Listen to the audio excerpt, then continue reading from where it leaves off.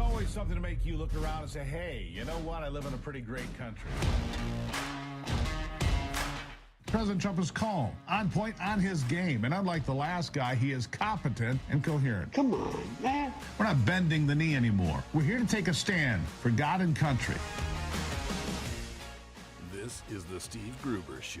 Well, it sure is, and I'm so glad to have you here, kicking off another brand new day in the shadow of Detroit in the heartland, right here in the Rust Belt. Not somewhere in Washington, D.C. and New York. No, here in the heart of America. We have a different pulse out here, live from the Foxhole of Freedom. Who do you want in your foxhole? Good question for the day. Here are three big things you need to know right now. Number one, the No Kings protests over the weekend had a big turnout, but the real numbers wildly exaggerated according to analysis, and turnout may have been half of what they claimed.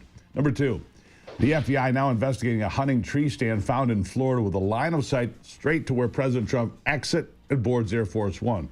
Another assassination attempt in the works?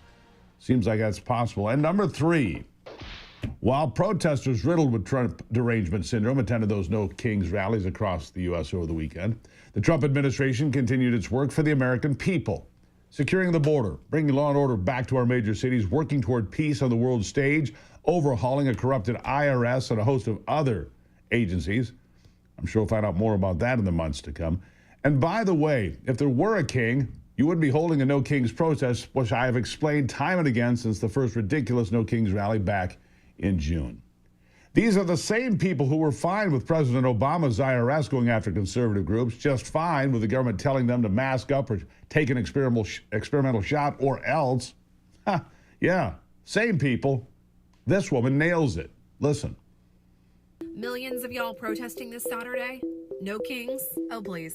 Y'all acted like Fauci was Moses parting the 6 feet at Costco while you stood in line for toilet paper and your fourth booster shot, waiting for your next commandments from CNN. Wore the mask like a sacrament. You kneel for BLM. You obey every rainbow rule that the leftist regime throws your way. But now you've got a problem with authority? Let's be real, you don't hate kings. You want them in fishnets reading to toddlers. You're not anti-tyranny. You just want the right tyrants.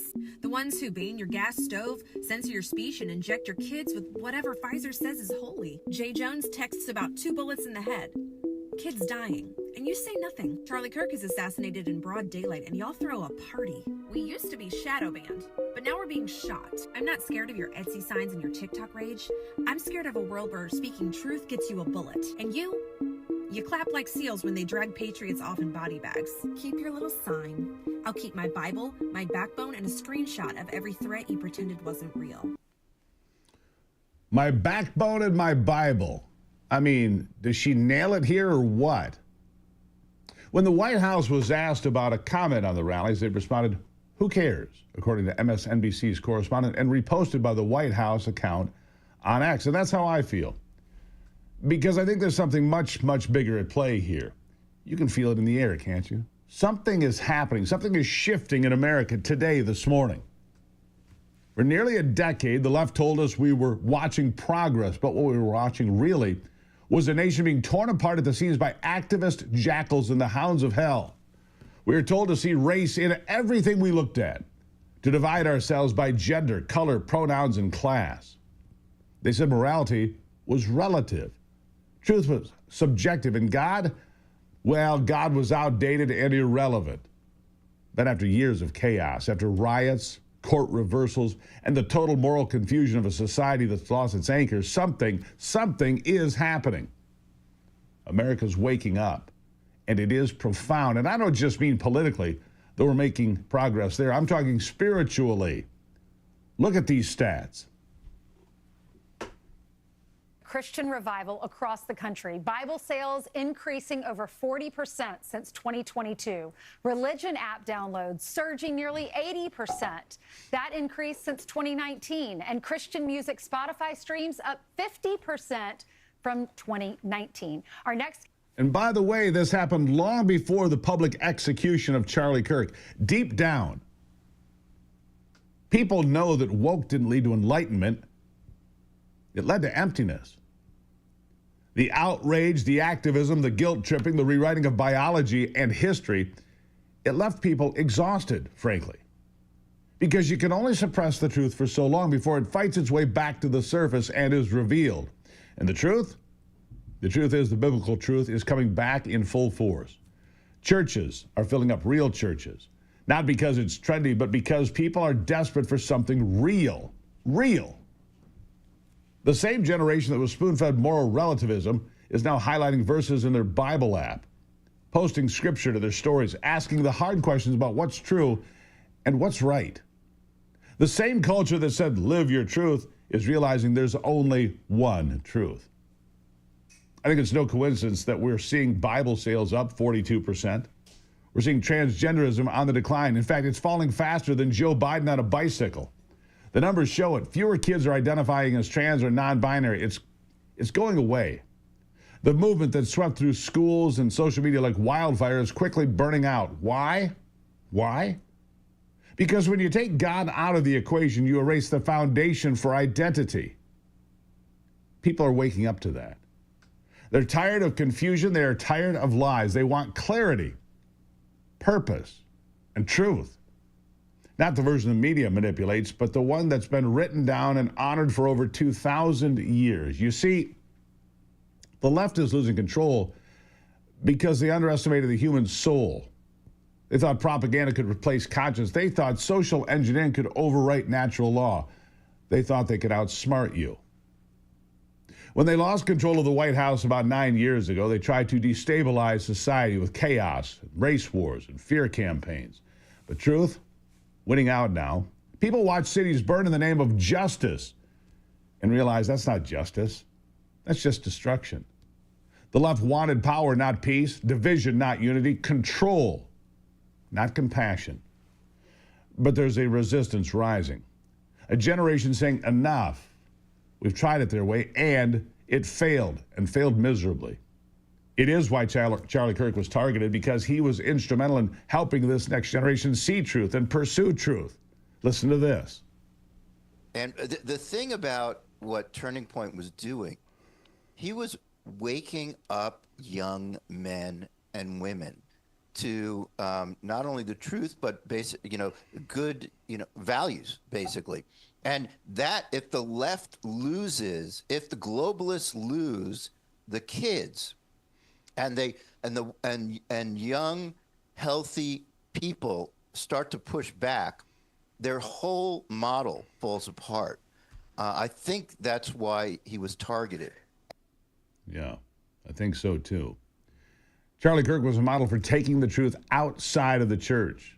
He challenged progressive notions every step of the way, and now it's taking root in classrooms and boardrooms and locker rooms, on college campuses and pro sports, just about everywhere you look. People are speaking the name of Jesus, in spaces that once banned it. They're quoting scripture where slogans used to be.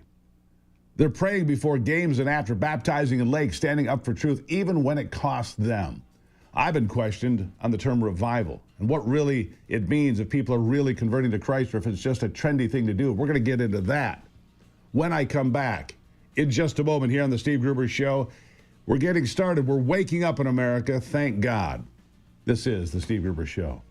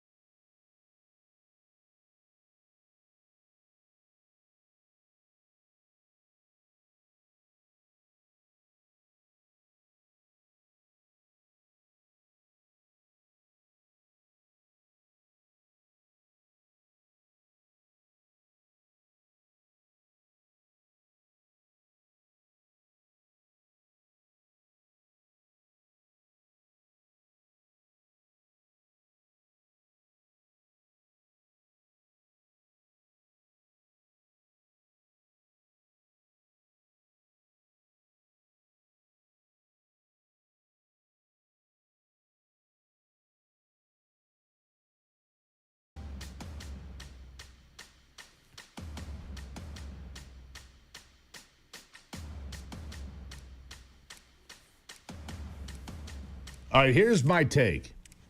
Picking up where we left off. Exposure to the truth. Exposure to the word. Always a good thing. And people actually committing their lives to God, I don't know. I don't know.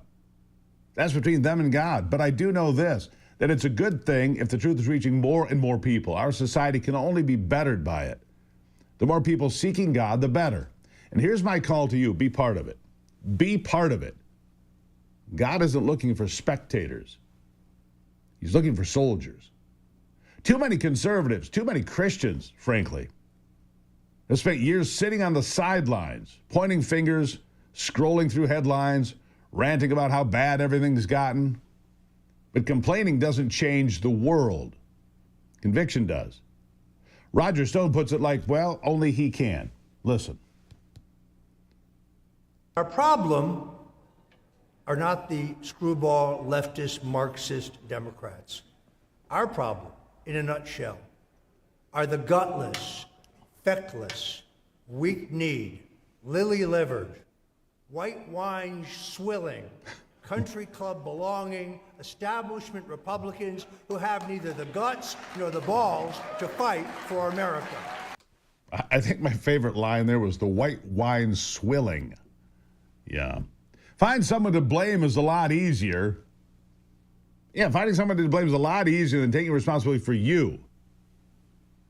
What kind of effect you can have. So let me ask you, what kind of a world do you want to live in?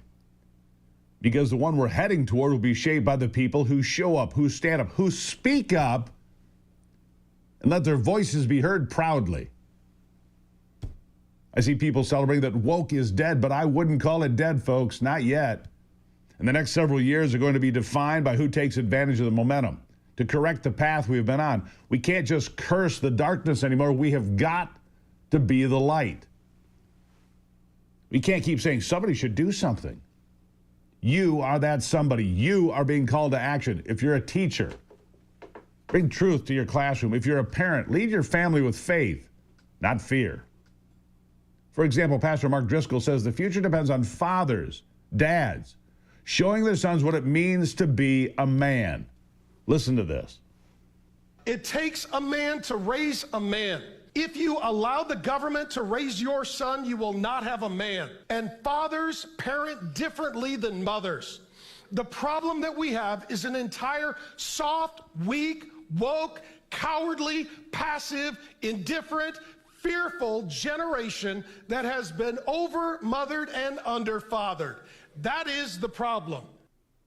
Over-mothered, under-fathered. Let that simmer for a moment. We need a generation of Americans who aren't afraid to stand up for what they believe in. If you're a student, stop apologizing for believing the absolute truth. If you're a pastor, for heaven's sake, preach the gospel boldly. Preach the word without fear or favor. Not a watered-down version that fits the culture, but the word that shapes the culture.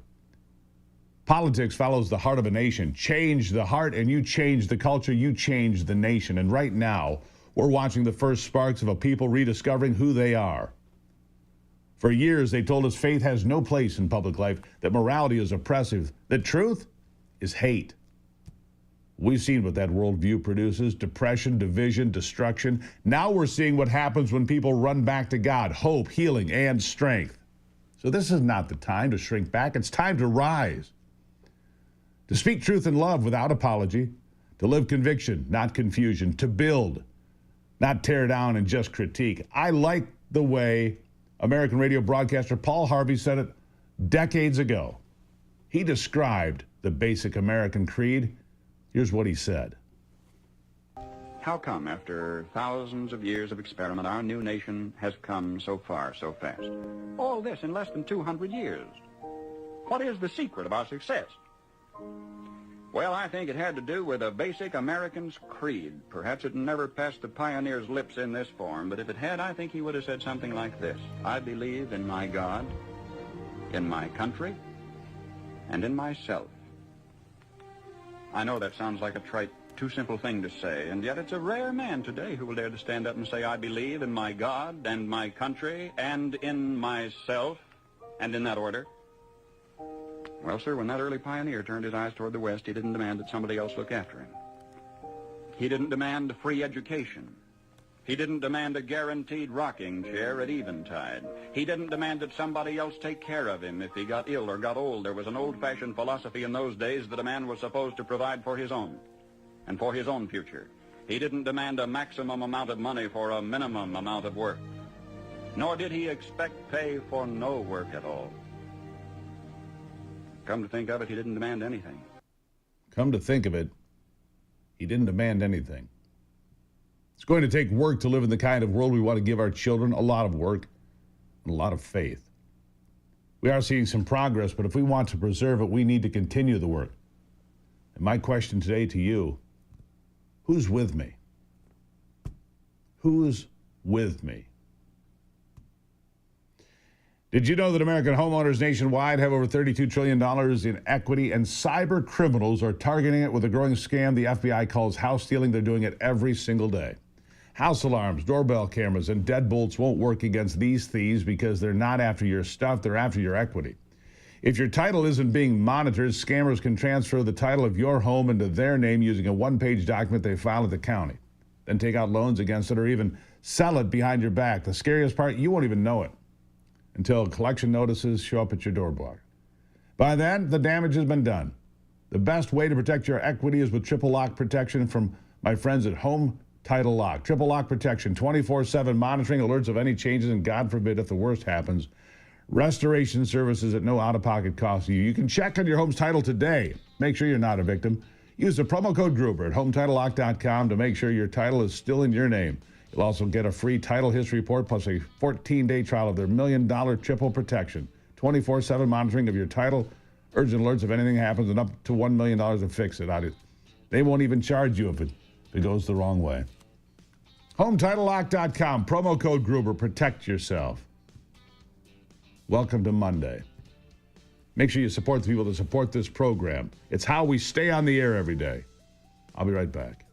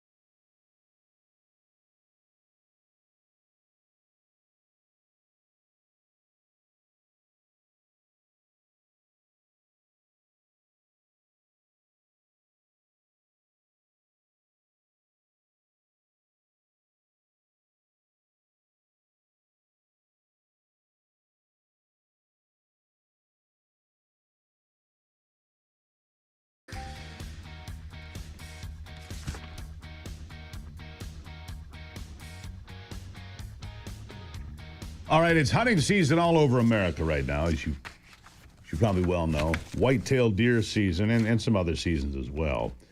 But deer season, more people hunt white-tailed deer in this country than any other animal in the world, right? It's good for the freezer, it's fun to chase them, and it's nice to look for a big trophy. All of that's true. Here's what's concerning. Not too far, in fact, very close to where Donald Trump exit Air Force One at Palm Beach International Airport, they found a tree stand. Now, even people that don't hunt know what a tree stand is. It's a ladder with a platform elevated. So the Secret Service found an elevated tree stand with a clear line of sight to where Donald Trump boards and exits Air Force One there near Mar-a-Lago. Another assassination attempt? Maybe. Was it in the works? Maybe. There is an intense investigation going on right now. It understands the importance of our layered security measures. It means they actually did their job and did it well this time, so I applaud them for that. The president, as a result, used the short stairs and moved up them very quickly to board Air Force One on his exit from West Palm. Keep it in mind, my friends, they'd like to kill your president. No question about it. They'd like to kill your president. Now, we've all heard the studies, testosterone in young men is half of what it used to be. A major study in the Journal of Clinical Endocrinology and Metabolism found 22-year-old men today compared to a 22-year-old man in 2000? Half. Half. So if you're in your 30s, 40s, or 50s, you might have half the testosterone. Meet Mars from the Wellness Company, a doctor-formulated nutraceutical designed to restore vitality without synthetic hormones or stimulants. It helps men to naturally increase testosterone, enhance circulation, improve strength, focus, and yes, sexual performance. This isn't about masculinity, though. It's about health. Low testosterone affects energy, motivation, fertility, muscle mass, mood, yes, your brain, and, of course, future generations. If you're looking for a boost, Mars will have you feeling like $1,000,000. TWC.health/Gruber. Use promo code Gruber to get 10% off plus free shipping right now.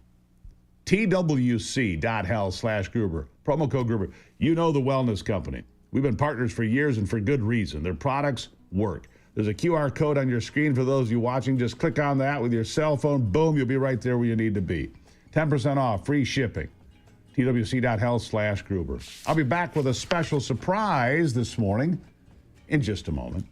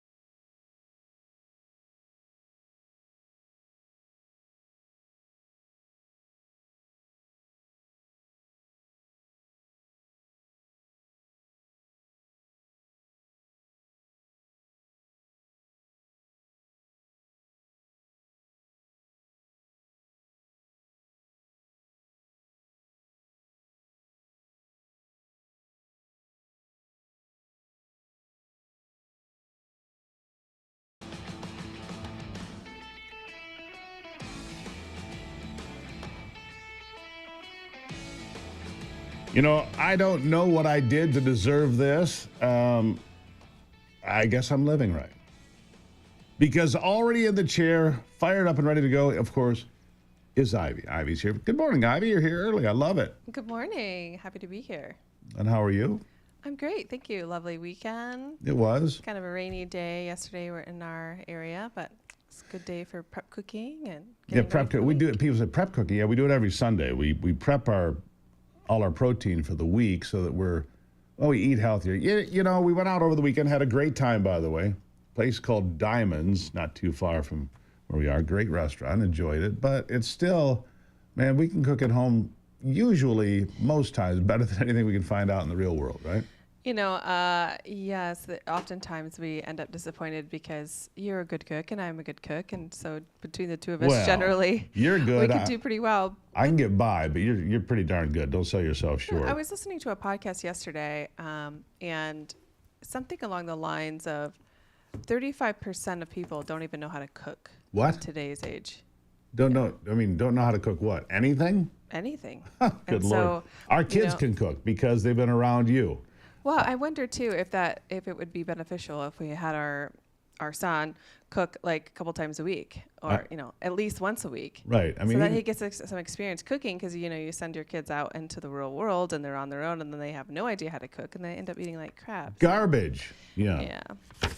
But anyhow, wasn't necessarily wanting to go down that lane. Well, where'd you want to go? But that's okay. Those things are very important for your body and your mind and your spirit. Got to be healthy to Very, fight what very we're fighting. Yeah. So talk to me about the No Kings protest. I know you opened the show with this. Well, And okay, so here's what I've got. They claim. So I went and looked at the numbers in Boston. 125,000 they claimed. Of course, it's the ACLU and others claiming these numbers. As it turns out, checking AI, the number was more like 80,000. They overestimate. The organizers, I don't care, right, left, it doesn't matter. They always overestimate. The 80,000, so they overestimate by about 56%. I don't know if it was that high of an overestimate nationwide, but I'd say it's probably true. They claim 7 million nationwide. It's more like 3.5 to 4 million nationwide. Let me give you an example in Boston. Okay. The first time the Patriots won the Super Bowl, they had 1.5 million people turn out. So even if you gave them their 125,000, which is exaggerated, they'd still be less than 10% of the people that turn out for a football team. So I'm not too impressed with the No Kings protest. Right. Well, I don't know if you saw this, but there were a lot of people and from different cities that were celebrating during this No Kings protest, celebrating the assassination of Charlie Kirk. Yeah, they were. I saw a sign that was, and Anthony, if you have these images, you can put them up. But which one heals faster, Trump's ear or Erica's heart? Yeah, there they are. And this machine kills fascists. There's a guy wearing the same shirt as Tyler Robinson the day that he shot Charlie Kirk. And, I just look at this, and this is just pure evil. They're grotesque. And there was a teacher actually celebrating and, mocking, the shot to his neck, Charlie Kirk's neck. Saw that. And I see this, and I'm horrified. You gotta ask yourself, celebrate someone's death? How can you continue to encourage, because this is encouraging political assassinations? Yeah. How dark is your soul? Honestly, how dark? These are black-hearted individuals. How do you jump around and celebrate the public assassination of a guy who was engaging in conversation? Yeah. You don't agree with him, that's America. You don't murder people because their opinion is different. We've been talking about this since the 10th of September, but to see it just again and again, and here's what I think happens, Ivy. Normal people, ordinary people that go to church on Sundays, and even those that don't, look at that and go, what is wrong with you? I don't want to be any part of that. Right. And that, I think you had said in your first segment that transgenderism is down. It's collapsing. And I think the reason for that is just exactly what you said. As people watch this, and then you have associations like that shooting at the church in, what was it, Minneapolis? Yeah, that was one of them, the Catholic Church during Mass. Church, those poor children. And then you look at Charlie Kirk's shooting and then the shooting at the ICE facility, and all of these having similarities of, anti-fascists terminology on them. And then people are like, I do not want anything to do with this. These are many murderous, churches, crazy people. Not just those churches. Attacks at synagogues, LDS churches, which of course Latter-day Saints. We had happen here in Michigan. It doesn't matter. Faith isn't just under attack verbally, it's under attack violently. Absolutely. And it's getting worse. And to think that this kind of rhetoric doesn't build on that and create, the cheerleading for murder of people that are talking. Right. You're exactly right. It's a terrible thing, and it was on display again yesterday. Absolutely. And what you say out of your mouth, you believe in your heart. So people who are actually displaying this stuff really, truly believe that these people deserve to die. and that means you have zero sanctity for life. And to me, that is evil. It's horrible. Yeah, And how do you win over people like that when they want to kill you? When you And- compare people to Hitler, when you compare people to fascists, Donald Trump's is like Hitler. No, stop it. It's just an absurd. It's just, and whenever you do that, you devalue your argument. If you want to say I don't like his policies based on X, Y, and Z, okay, we can have that conversation. Right. You don't like the policy. Did you see? And sorry to interrupt. But did you see Trump's Truth post on this, where he says, thank you for all of you who attended the No Kings protest. I was really worried that someone was trying to take over my position, but I'll still be your president. But I'm going to say something here because I haven't said this, but this bothers me. There is something about Donald Trump that I hear all the time, just drives me wild. And that's when we're cruising down the road and we're on satellite radio, and here comes the advertisement. Hey, everybody, it's your favorite president, Donald J. Trump, and he's selling watches or whatever. Stop it. I think it's beneath the office. I do. I'm probably going to get some pushback for that. But hawking watches and other merchandise is silly. I don't see Ronald Reagan ever out there hawking, hey, get the official Ronald Reagan watch. Come on. He's better than that. My point being, he's so much bigger and better than that. He's created peace in 8 different wars. He's sealed the southern border. He's going after the drug runners out of Venezuela and elsewhere. He's now going after them out of, let's see here, Colombia. He just shut down everything with Colombia, saying that the president of Colombia is nothing more than a drug dealer.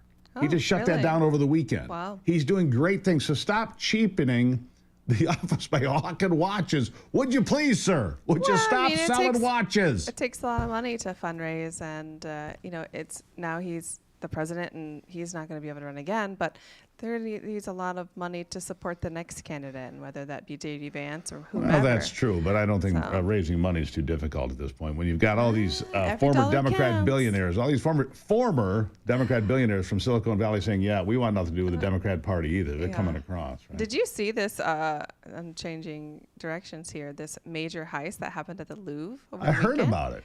Yeah, they some criminals went in. They came in through the roof, did it in 4 minutes, in and out. No one got hurt, but the several pieces of crown jewels that are priceless, gone, stolen. Yeah, that's crazy. Isn't that crazy? It's like out of a movie scene. Yeah, it's like Ocean's 11, 12, 13, whatever it is. Yeah, I saw that. And the Louvre, which I've been to one time, fabulous place. I'd love to go. I'd love to take you there, actually, because you would really enjoy it. It's right up your alley. And the other thing we have to do, where we live, one of the most fabulous art collections in the world is in Detroit, Michigan. The Detroit Institute of Arts has one of the greatest collections, all bought with all that money from the auto industry throughout the years. And we should look at that. Anyhow, Ivy, got to run. Thank you. Love you. Thank you. Love you. Be back in a minute.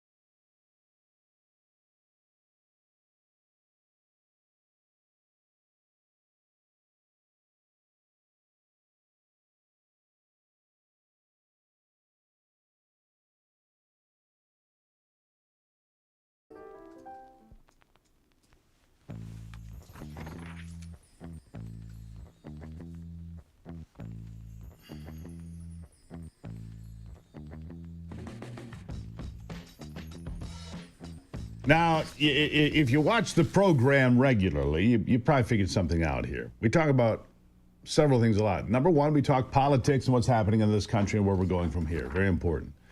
But the next thing is I try to make sure you're in good health so that we can get there together. Who do you want in your foxhole? Well, I don't know who you want, but you probably want some vitamins in there, and you want to make sure you're in good shape because you got to be healthy to fight back against all these things around this country, and we're having success. So one of my folks has become a good friend of mine is Missy Malone from My Pure Health, and we talk about health all the time. Missy, welcome to the program. Hi, Steve. Thanks for having me. Yeah, 3 important things. It's not your fault if you can't lose weight, you tell folks. Turn fat burning on naturally thanks to breakthrough technology with My Pure Health, and lose it and learn how to keep it off. Now, here's my question. Why is it that you tell people it's not your fault if you can't lose weight? You tell people that as soon as they come to you and they say, Missy, I've had this struggle. I've been this way since I was a kid. I've gotten older. I can't fight back. And you say, look, it's not your fault. Why do you tell people that? Because people have no idea. We have not been educated on what actually is controlling the metabolism. We've been taught it's food or exercise. Eat less, exercise more, and they are missing the mark because it literally has to do with a chemistry, a biological process on the inside of your body at a cellular level that's controlling the metabolism. So it's not people's fault that they don't know how to lose weight because they've never been given the tools to turn their metabolism back on, regardless of how old you are. So turn fat burn on naturally. That's something you said you can do with breakthrough technology. What do you mean by that? Thanks for asking that. 100 years ago, we discovered that every single cell has a unique frequency or a signal coming out of it, and that we can reactivate cells that have stopped working, and we can deactivate cells that are causing problems on the inside of the body. And so technology, science, thanks to Nikola Tesla, who showed us all of this, we've learned that we can figure out on the inside there are 2,800 biomarkers inside of every single person's body that has a unique signal, that's signaling a frequencies coming out of that cell. If the cell is working appropriately, you're not going to have a metabolism problem. So the technology we use, we help people, all of your clients, I call them your clients, your listeners, all over the United States, call us every week wanting to know what in the heck is Steve talking about? And so I explain it to them, and you're helping people get you're a Maha movement. I am. Look, anybody who watches this program knows we spend a lot of time talking about health, nutrition, exercise, making sure you're taking care of yourself. Look, I need people that can fight for this country. You can't do it if you're running at half speed, right? So I want people to be healthy. And for anybody that doesn't know, I did Missy's program in 2018. I lost 47 pounds in 60 days. So I went a little longer than I anticipated. I couldn't believe that I lost that much weight. I didn't realize I had that much weight to lose.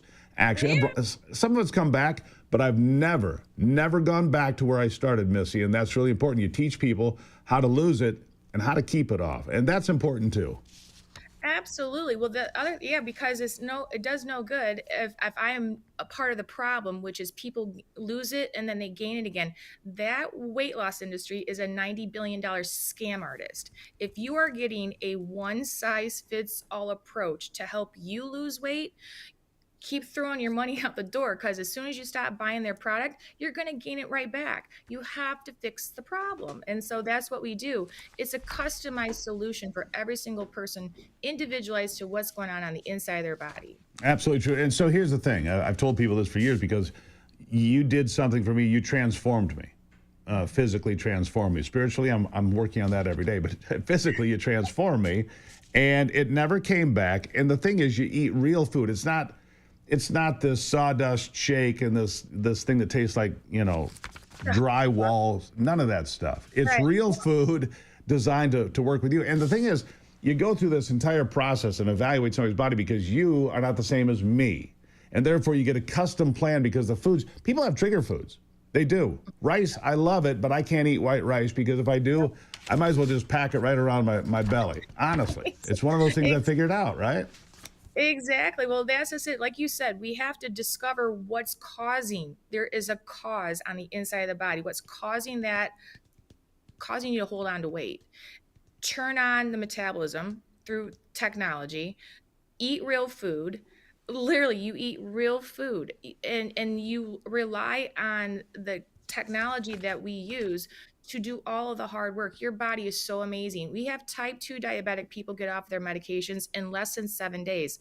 People that have been on type 2 diabetes medicine for 20 to 30 years, it's gone in 7 to 10 days. Why?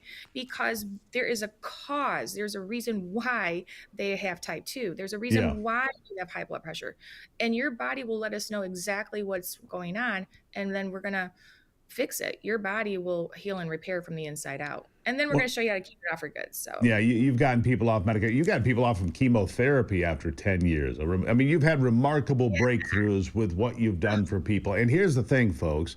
You don't have to go see Missy in her office. She can send the technology, the machine, to have you scanned anywhere in America. We've got, I think, almost all 50 states now participating. all of them. And All of again, them. I did it in 2018.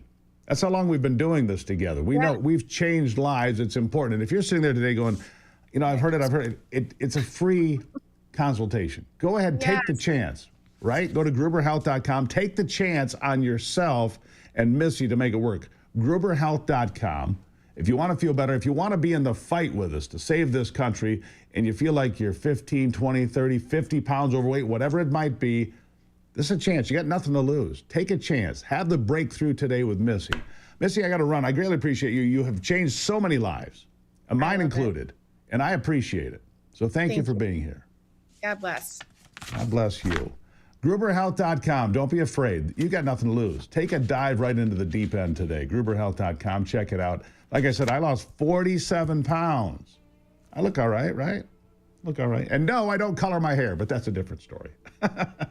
Gruberhealth.com. People argue about it. He colors his hair. Ask my wife. I don't. Gruberhealth.com.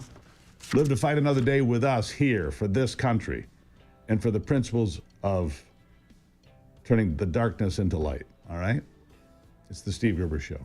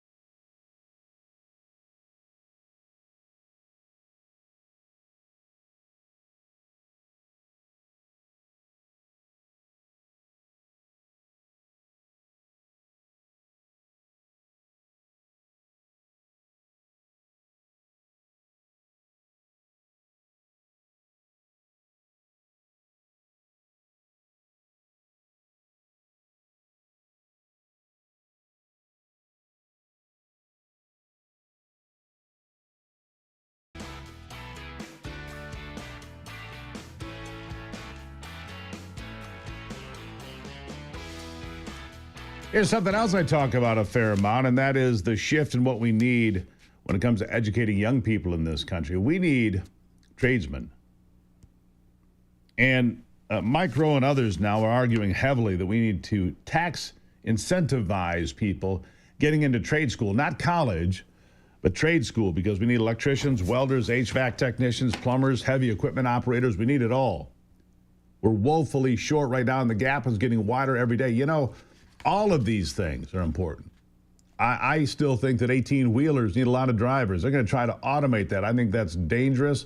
They're going to have some terrible mishaps because of automated 18-wheelers, and therefore having human drivers, incredibly important, ones that can actually read English and understand road signs. I mean, that's not too much to ask, right? But we need to incentivize trade school. We need electricians. We need plumbers. We need carpenters. We need roofers. We need people that can do these things every single day. I mean, we've gone out and gotten quotes on decks lately. Are they made of solid gold? I mean, the price being quoted is like, wow. And the reason the prices are so high on such things is because the people that can do such things are in high demand, right? Anyhow, so you find alternatives. Anyhow, you should allow tradesmen to deduct the full cost of their tools, certifications, training. Other federal tax breaks would be great. Make it fair through the tax code. Why would you incentivize buying EVs over incentivizing young men and women to get into the trades?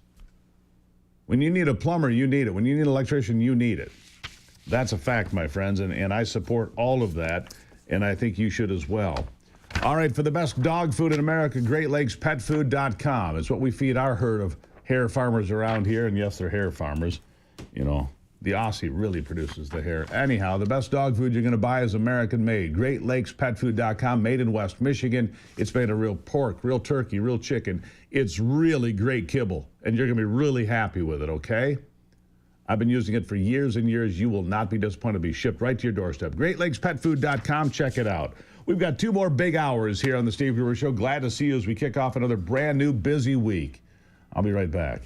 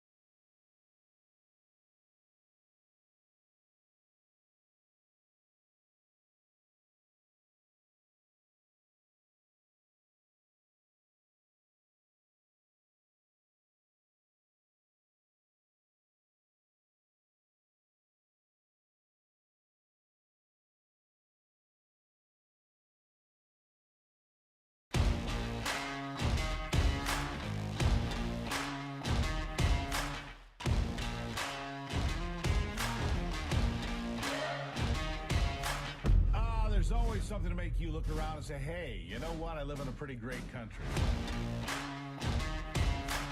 President Trump is calm, on point, on his game. And unlike the last guy, he is competent and coherent. Come on, man. We're not bending the knee anymore. We're here to take a stand for God and country.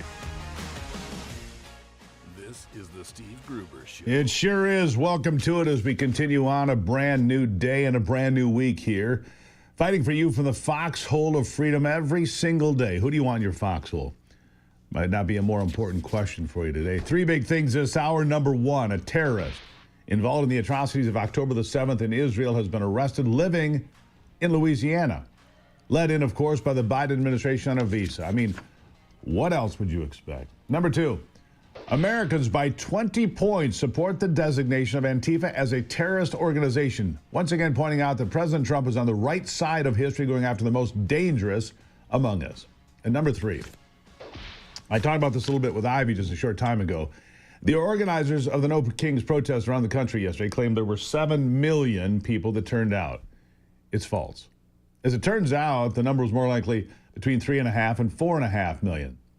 The people that organized it, simply put, they lied. But what else do they have these days? Let me give you an example. In Lansing, Michigan, the capital of the state I live in, the headline, thousands turn out for protests for No King's Day, something like that.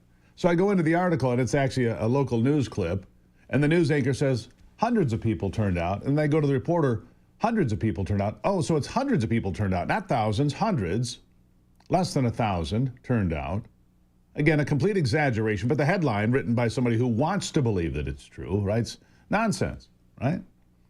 So anyhow, I thought I would share with you some of the voices that were heard at the rallies and let you decide if they're people you want to hang out with, if they're people you agree with, if they're people you think you might like.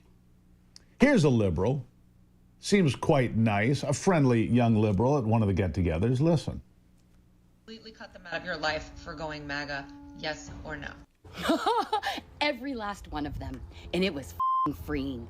You know, when you lose people out of your life, there's a mourning period, not when they're maggots. The second I see that red hat or the second I see that sign in your yard, you are so dead to me and my entire family. It's freeing. And if you're wondering right now, like why all of a sudden you're feeling really alone, it's because of your red hat or your sign in your yard or your Facebook posts spreading love and support for the orange sack. Okay, I love it. I hope it doesn't change because it definitely shows me exactly who you are. I wish that everyone would go around wearing something, you know what I mean? So I know who to be nice to and who to not. Yeah. Yeah, there it is. There's one. There's an example of the folks you would find at the No Kings protests over the weekend. I've got another one. Another loving liberal woman teaching her children. So while she drove by a No Kings rally, here's how she handled it. I just let my kids yell Donald Trump out of the vehicle windows as I drove past a No Kings protest that I didn't know was going on. Yeah, I sure did. And I am proud of them. These kids just made my day, okay? Screaming Donald Trump out the window. And listen, that whole crowd of people was cheering and clapping, and they were like, yeah, him. Yeah, I am so damn proud of my kids right now. Like, I'm taking their asses for ice cream or something because that was awesome. That was epic. And you know what? Here in a little bit, when we leave the park, we're going to drive by it again. And this time, I'm going to allow them to say it again. Yep, I sure am. I don't care what you think. Don't come at me for letting my kids cuss. It is what it is. But yeah, except this time, after the park, when we drive by, I'm also going to be blasting the same song that is in this current video right here. So yeah, I am so proud of my kids. Listen, they were saying that with their chests, okay? It was awesome. It gave me chills. Like, awesome. I should apologize to Anthony. I mean, those last two bites, his fingers were worn out cleaning up the language. You know, it's just classy, right? Teach your children to say F this and F that out the car window screaming. I bet they'll be lovely young people. I bet they'll be great, productive adults. What a mom. What an example she sets for the kids. What, you know, there it is. Here's another rational take from the No Kings gathering. Listen. I just I'm just so scared. I'm 74 years old. I worry about everything, and I just am so scared and upset, and I don't understand why people did and voted for this person. She's just so scared. She's just scared of everything. Scared of what? Stopping the inflow of fentanyl and other deadly drugs to our country? Scared of resetting the international economic system so that China doesn't screw us and take advantage of us every single day? Scared of what? The National Guard going into Washington, D.C. I haven't checked today. I'll have an update for you in a moment. 13 homicides the last time I looked, from August the 11th through the first part of October. 13. Least amount of murders in Washington, D.C. in my lifetime. Scared? You ought to be happy. Scared of what? A secure border where you don't have millions of people coming in. They have no idea who they are, what their intentions are. Coming from violent, terrorist, extremist nations. Scared? Scared of what? The National Guard helping out Memphis now and reducing its violent crimes dramatically as well, just like D.C. Scared of what? I mean, this is the kind of neurosis, this neurotic behavior, this neuroses, that it's unbelievable. These people have been taught to believe that something terrible is going on. No kings? If there was a king, we wouldn't have protests for no kings. The National Guard would show up in real third world countries and shut these people down. You know, the people like Barack Obama, who specifically went after conservatives to silence them, to deny them nonprofit status to the IRS. People like the liberals who went in the back door of Facebook and Twitter at the time to silence voices like mine, just to cancel us. That kind of oppression. The people that demanded you wear a mask and get the jab or else. People that said you're not allowed to go to church. You couldn't go to the grocery store. You couldn't go to the home and garden section at the local box store. These people, they're okay with all of that. You wear your mask, you distance 6 feet or else. People that were arresting others for going to church on Sunday, they're scared? Yeah, they're the ones that are scared. Okay, go with that. Let's see here. Longevity is a great new product we've partnered with. Longevity is a nutritional shake. It's got it all. When was the last time you woke up feeling really great? It's what longevity will do for you. The shake is built with protein, collagen, omega-3s, even bovine colostrum to support your gut, your joints, your brain. No gimmicks, just clean, science-backed ingredients. If you're on a diet of any sort right now, especially GLP-1, if you're on one of those deals, this will help make sure you don't lose muscle and bone mass. It's incredibly important. It's distributed by Cisco Systems already. Cisco, you see their trucks on the road, big company. Visit longevitywellness.co. Use the promo code Gruber. You're going to save money on this great product. My kid uses it. I use it. longevitywellness.co/Gruber. You want to lose 20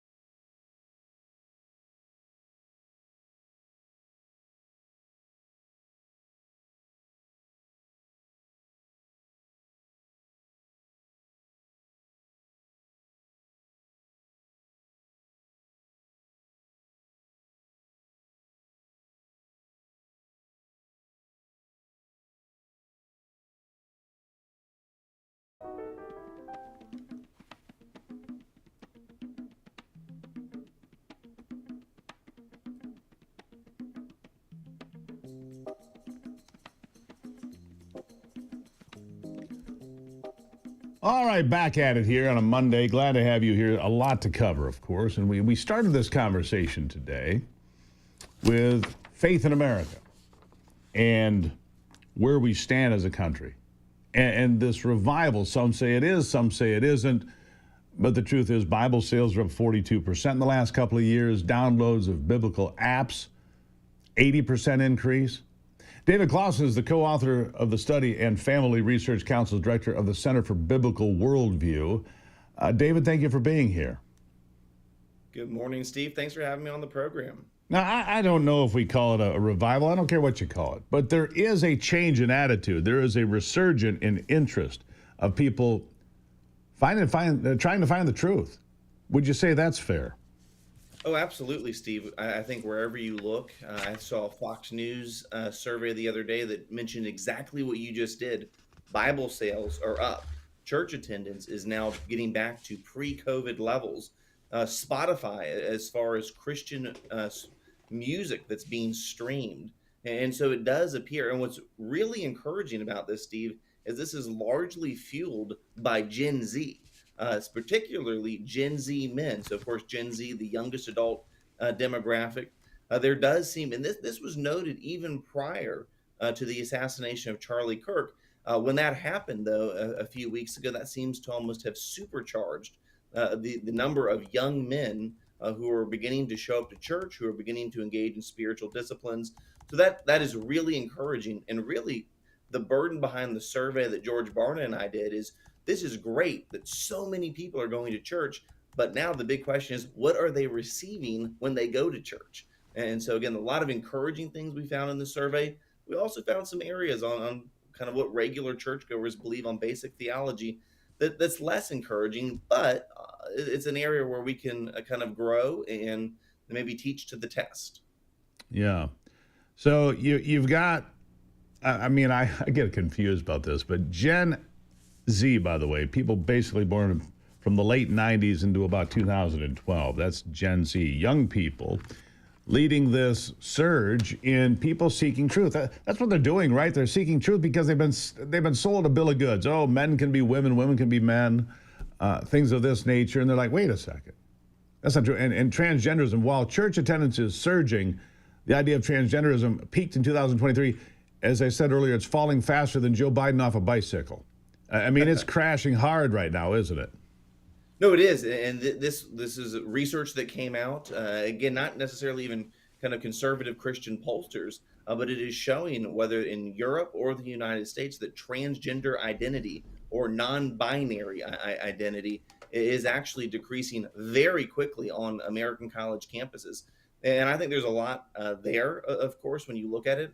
I think part of the explanation is that the transgender movement has clearly overreached, whether this is in the area of men competing in women's sports, whether this is minor children getting access to puberty blockers or cross-sex hormones, or even irreversible surgeries, or the rise of detransitioners.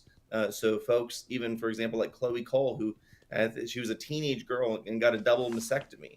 Yeah, radical double mastectomy. And how many times do you have to see these sorts of images? And I actually saw it corrected by Grok on a posting on X over the weekend. Oh, these are fake. And Grok said, no, these are actually real photos of young women who have these scars all the way across their chest because they've had double radical mastectomies as teenagers. Good God, how many regret that? I think the number is going to be exponentially high. It's butchery, isn't it? No, it is. And so it's these surgeries. It's, again, these images of biological men standing next to biological women on the sports podium. I think you put all this together, Steve, and that is really the overwhelming majority. This is an 80-20 or even a 90-10 issue right now.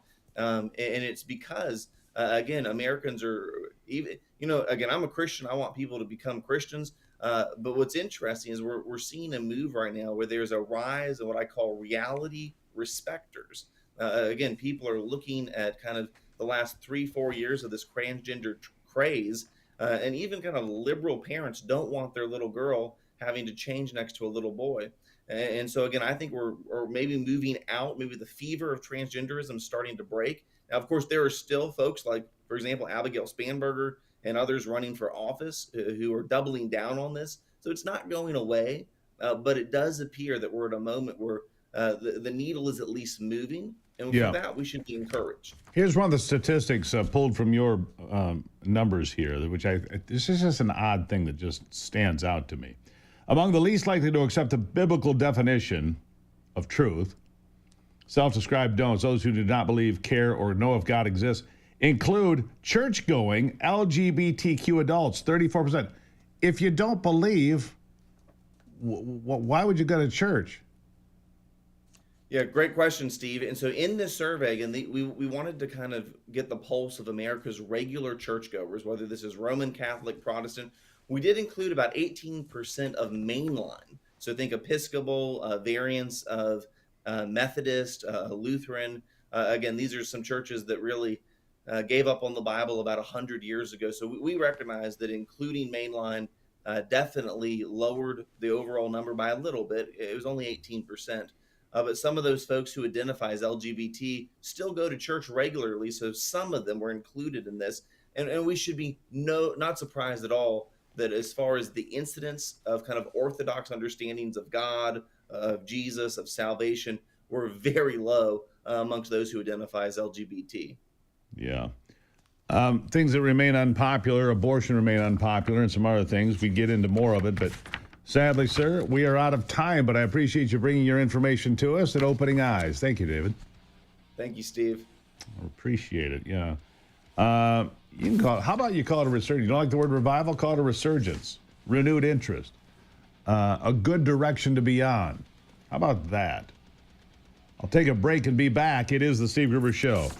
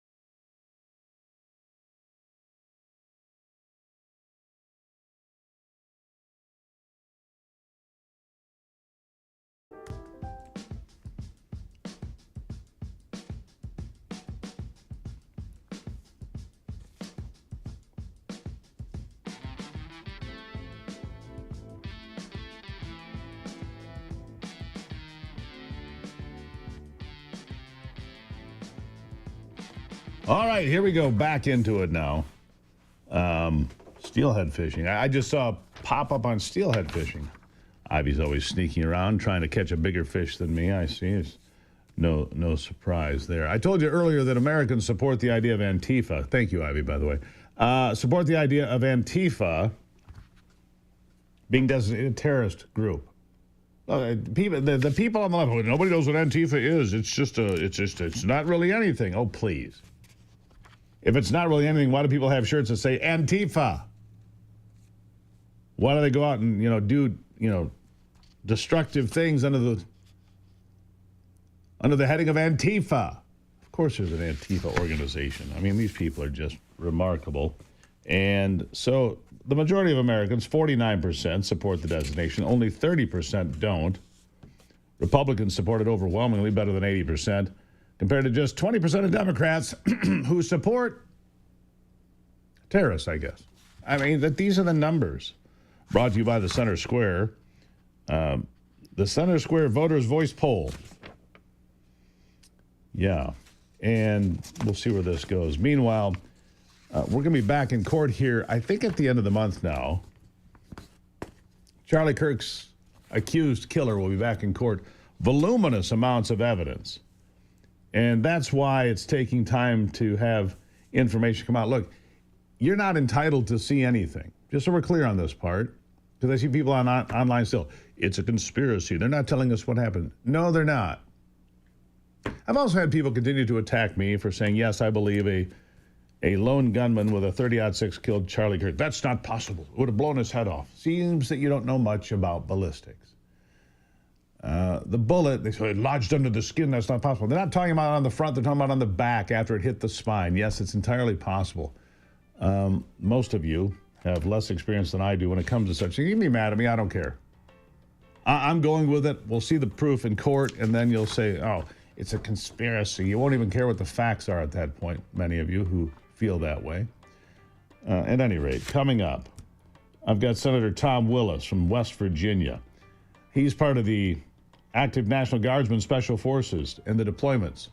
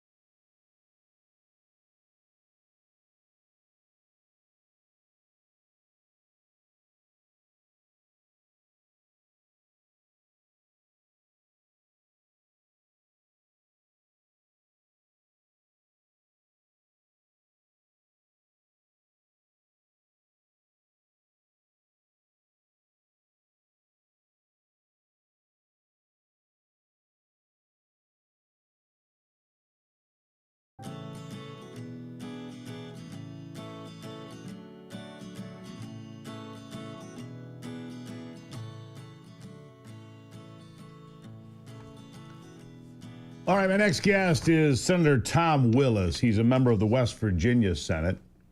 He represents the 15th district in West Virginia. And he's also a member of the National Guard, Special Forces, Green Beret. He's a guy you'd want in your foxhole. Senator, thank you for being here. Hi, Steve. Good morning. Thank you so much for having me. I ask people every day, who do you want in your foxhole? You might be one of those folks, Senator. You might be one of those folks that people want to be shoulder to shoulder with when it hits the fan.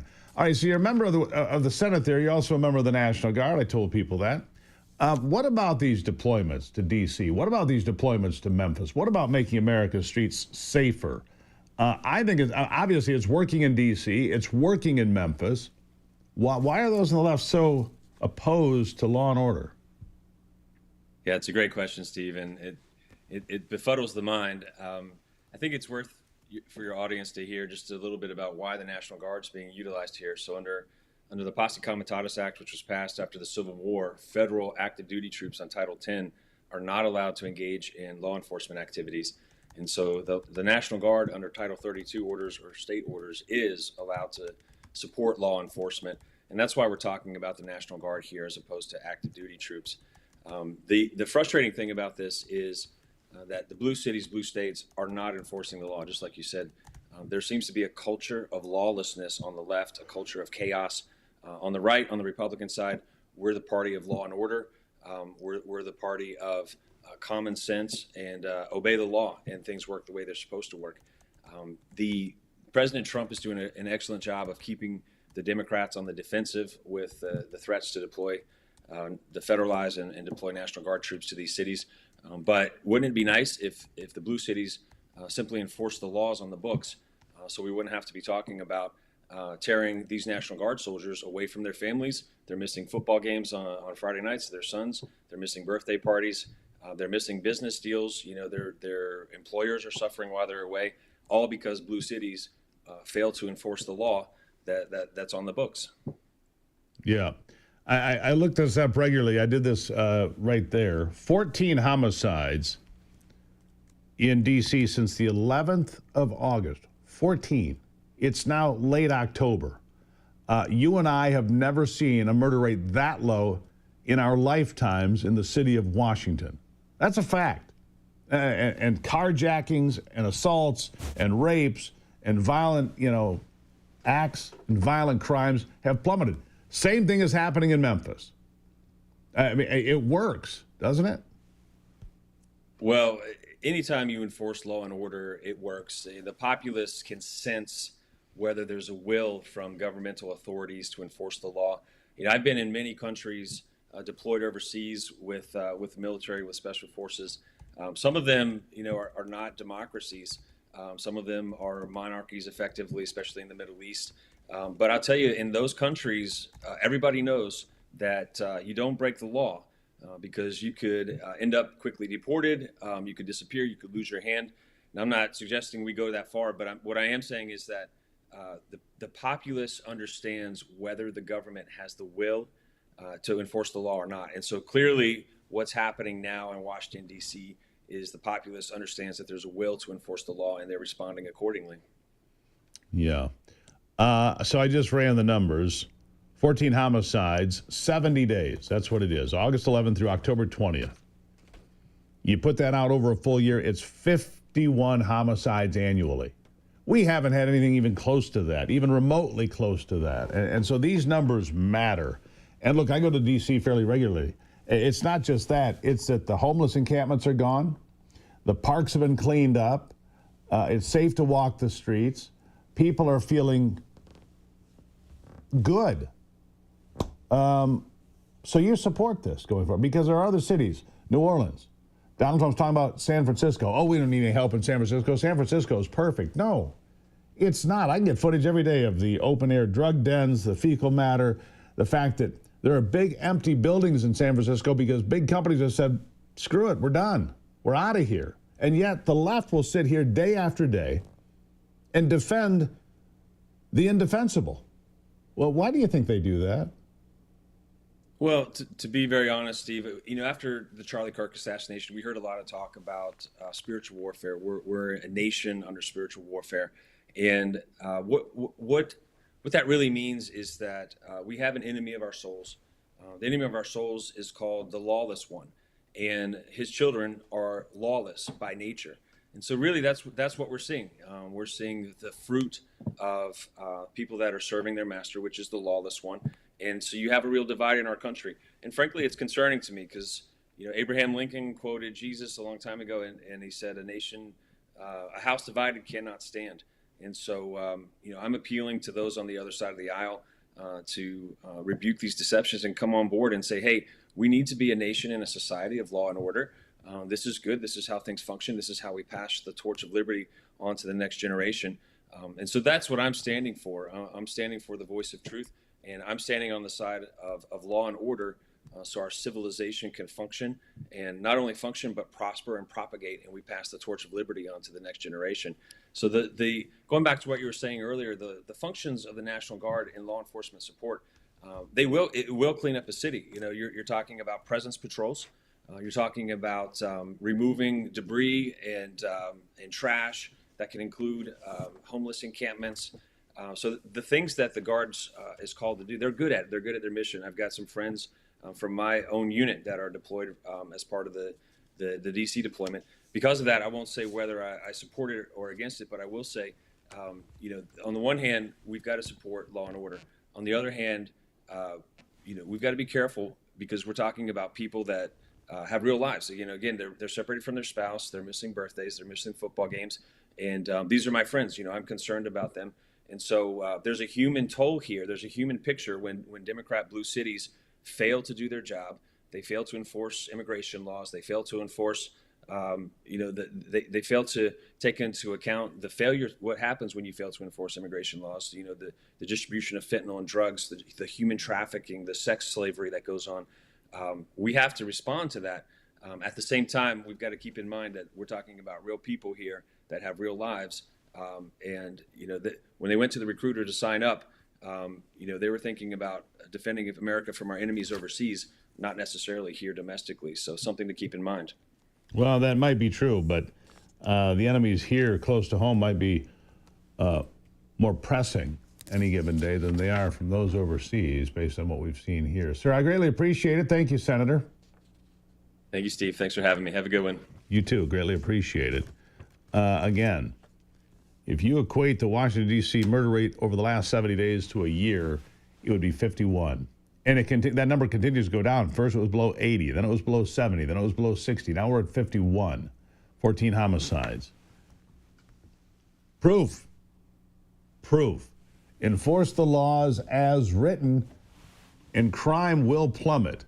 Play games with no cash bail, easy sentencing, a revolving door at the jail where people that have been charged with 20, 30, 50, 100 felonies are back out on the streets. No, sir. Not acceptable. Not to me. Not to the people on the left, whether they admit it or not. They don't want dangerous people living next to them or running down their street either. But see, they're more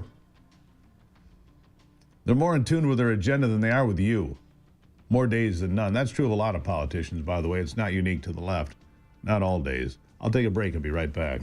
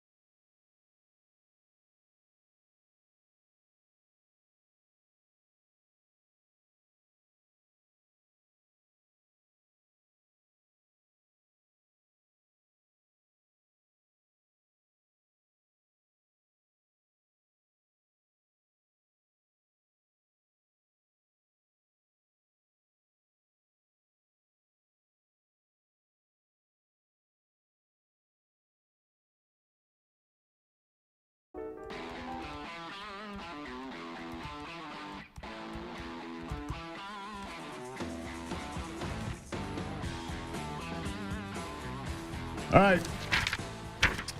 Let's continue on now as we try to make you the best educated, most responsible audience in all of media, radio, television, streaming. I don't care where you get the information, podcast, wherever it comes from. You get more perspectives here with more fact than anywhere else. It's what we work for every single day. I'm glad you're part of it. Join me now, Casey Crosby, the co-chair of the Republican National Committee since January of this year, 2025. Casey, thank you for being here. Thanks for having me. Greatly appreciate it. All right, the government shutdown, what day is it? 19, 20, something like that? Yeah, too many days. How's that? Too many days. You know, it's interesting that, you know, and we harp on this, but the truth is the truth. 13 times during the Biden administration, clean CRs were passed by the Republicans and the Democrats, including there was another one this year in March. That's 14. And Chuck Schumer said we should never shut down the government. We shouldn't do that. And yet here we are shutting down the government when Democrats in the past have preached chapter and verse against such a thing. What's going on? Yeah, I mean, they look foolish and they own this. The Republicans have done their job. Our House Republicans passed a clean resolution, which has been done, as you mentioned, 13 times under Biden. And frankly, the only thing that's different right now is the fact that we have a President Trump, and their Trump derangement syndrome is just out the roof right now. So, you know, they're holding hostages, our military, our public safety. You can just go down the list, women and children as bargaining chips. It's shameful. Yeah. Anthony, I want you to pull up Byte 14 for me here because this is very telling. This is Senator Tim Kaine, former VP nominee for the Democrats from Virginia, getting hit with his own words. I'd like you to hear it, Casey, and then we'll talk about it on the other side. Go ahead, Anthony. You know, Senator, back in 2019, you made a similar argument during that shutdown that Republicans are making now. Republicans at the time were asking for more funding for a border wall. You said, let's reopen the government first. I want to play a little bit of what you had to say. We first should reopen government. Why punish people who are applying for food stamps because the president is having a temper tantrum? Open government first.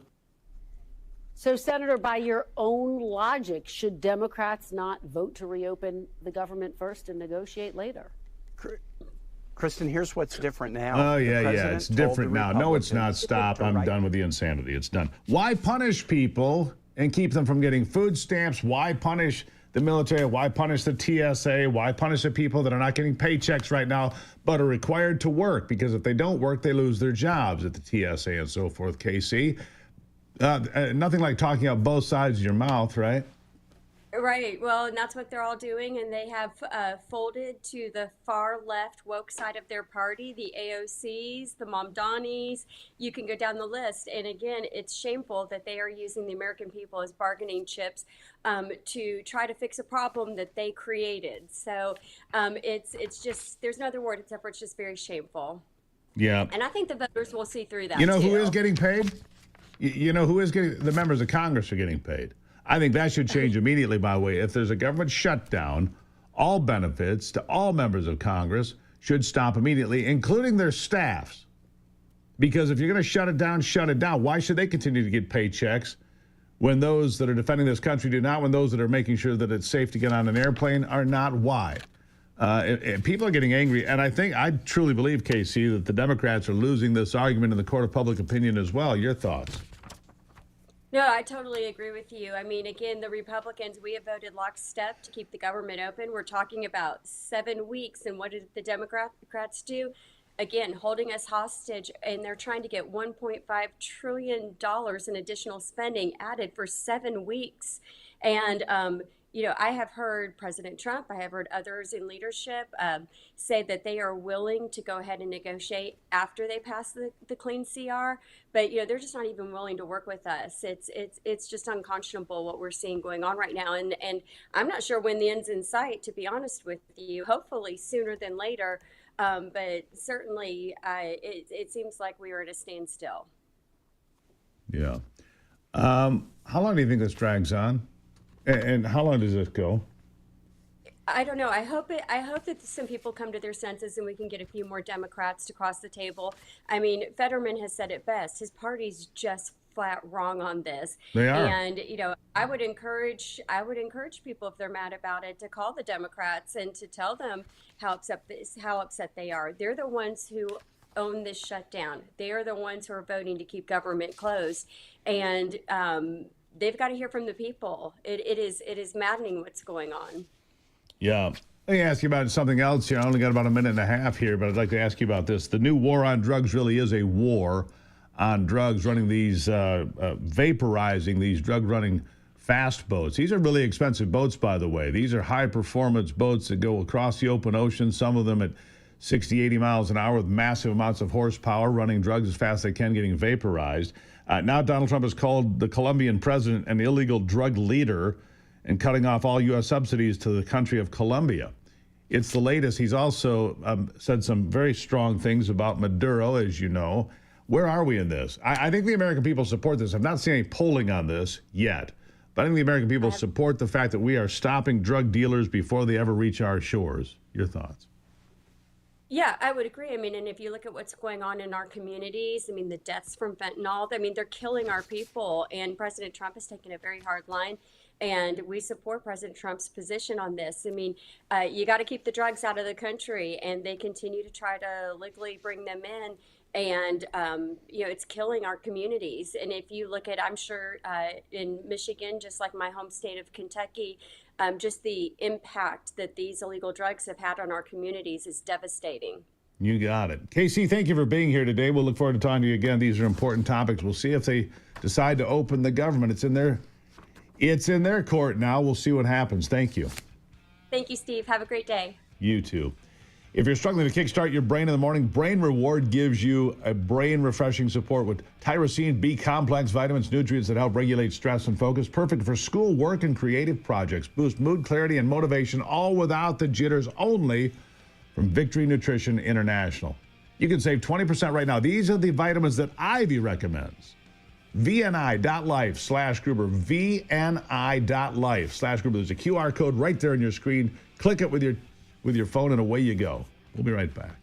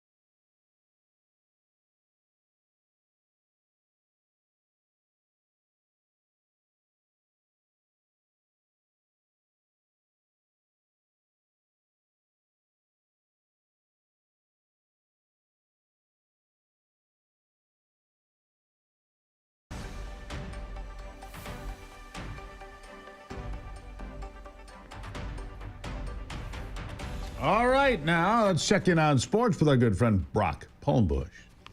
With a look at sports, I'm Brock Palmbush. 12 games in the NFL yesterday. AFC winners included Kansas City, New England, and Cleveland. NFC winners included Chicago, Carolina, and the LA Rams. San Francisco beat Atlanta in the Sunday night game 20-10. There will be a seventh and deciding game in the American League Championship Series as the Toronto Blue Jays defeated the Seattle Mariners 6-2 in Toronto last night. Vladimir Guerrero Jr. and Addison Barger homered for the Jays. Series all even at 3 games apiece. Game 7 tonight at 8 o'clock in Toronto. In the NHL, there were 4 games yesterday. Winners were Detroit, Chicago, Utah, and Vancouver. 2 more college football coaches were fired yesterday.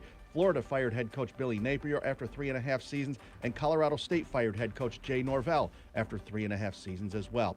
And in NASCAR, Chase Briscoe won the Yellowwood 500 at Talladega Superspeedway for his 3rd victory of the year. That's a look at sports. Back to you, Steve. You know, it's not often you win a football game and you get fired anyway, but that's what happened in Florida, isn't it? He won and he got tossed. Yeah, they barely beat Mississippi State and almost lost that game, and, well, they had enough down there. Wow. Not impressed in Gatorville. No. I think, what are they, 3? They've been competitive, but they're 3-4, and that's not good enough down there. Yeah, no, it's not. All right, thank you, Brock. Here's a little something for you, and I'm telling you, look, it's October.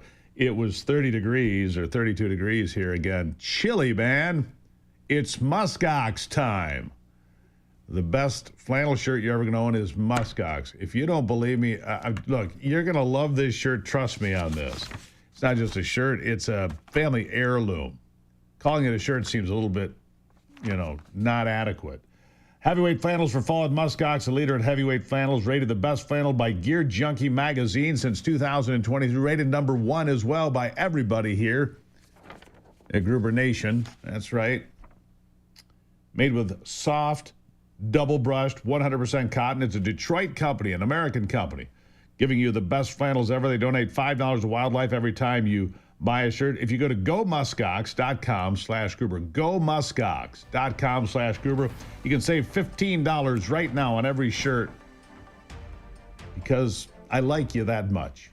I like you that much. I want you to have a muskox. $15 off right now. Gomuskox.com, promo code Gruber. Get cozy for fall. Another big hour straight ahead here on the Steve Gruber Show.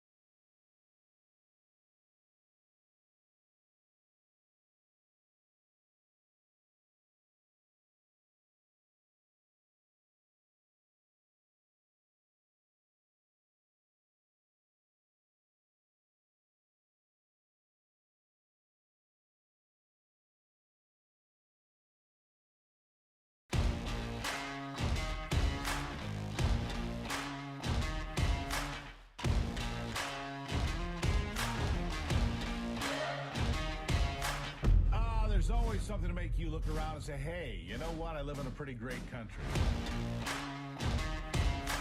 President Trump is calm, on point, on his game. And unlike the last guy, he is competent and coherent. Come on, man. We're not bending the knee anymore. We're here to take a stand for God and country. This is the Steve Gruber Show. It sure is, and welcome to it here as we kick off this brand new week and another brand new hour here on the Steve Gruber Show. I'm glad you're along for the conversation. A lot to cover here every single day, as you well know. This small, agile staff does it for you. Here are three big things you need to know this hour. Number one, Michigan loses another $70 million on a failed clean energy gamble. It's just like going to the casino, isn't it? Number two, a theft at the Louvre, the world-famous museum in Paris. Wow. Crown jewels stolen. 4 minutes. And number three, Donald Trump boarding Air Force One quickly. Apparently, they found a hunting stand, a tree stand. You know, you're in Michigan, you know what a tree stand is. It's a platform that hangs off a tree 15, 20 feet in the air, whatever. They found this hunting stand that had a clear line of sight to Air Force One, and they're in Florida. Unbelievable. Another assassination attempt being put together? Maybe. Maybe it's some guy hunting, but I don't know what you would hunt in West Palm. Seems odd, and the investigation is intense, as you can imagine. The No Kings rallies yesterday, or protests, whatever you like to call them, around the country, brought in a lot less people than they claim. The American Civil Liberties Union claiming 7 million. But an analysis done by myself and AI generated machinery says, no, that's not true. In Boston, they claimed 125,000. The actual number, according to analysis of the density of the crowd and how many people can stand per meter, so on and so forth, 80,000. Well, if you take that across the country, well, then you're somewhere between 3.5 and 4.5 million people, not 7 million. And if you did have 7 million, let's give it the sake of argument. Let's say you had the 7 million they claim, you'd still be 70 million short of the people that voted for Donald Trump. By the way, by comparison, in Boston, if you missed this last hour, when the Patriots won the Super Bowl in 2002, they had 1.5 million people turn out to celebrate. When they won in 2004, about the same. Less than 10%, even of their best estimates, they got to about 8.5% of the number of people that would turn out to celebrate a football team, as opposed to their No Kings deal. Sorry, not impressed. By the way, speaking of the No Kings protests, if you need another reason to hate people in Hollywood and the No Kings nonsense, people that play dress up and make-believe for a living always want to tell you what you should think. These people live in fantasy world. They play dress up, they play make-believe. Some of them are pretty good at it. Look, I like movies, sometimes I used to anyway. But John Cusack, among the worst, hating on Donald Trump yesterday. Of course he was. Why wouldn't he? He's no Robert De Niro when it comes to hate, but he's right there close. Listen. The whole country was founded on No Kings. This is your city. What do you see happening to your city right now? Everyone knows the score, right? The authoritarians divide and conquer, and they create an other, and then they pick on it, and then pick on the person and harass them, jail them, and that's all used as a distraction so they can steal as much as they can. All right, enough of power, him. Right? Enough of him. I don't care about make-believe and dress up. I don't care about John Cusack or what he thinks. Oh, you're an actor, so therefore somehow your opinion is more important than others? No. No, sir, it is not. I can tell you that. Meanwhile, here's a liberal woman asking you an important question. I want you to listen and then say it out loud. Did you vote for this, yes or no? Listen. Morning. It's Monday. I have a question for those that have voted for this administration. Did you vote for the Department of Education to be taken out? Dismantled? Did you vote for that?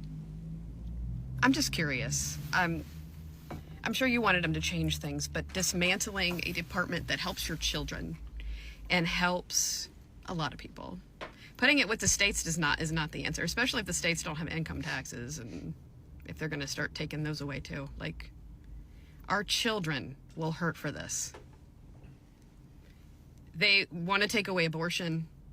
they. All right, enough if of you that. have a baby, Did I you vote gotta for the take care Department of don't have to Education to be dismantled? Yes, I did.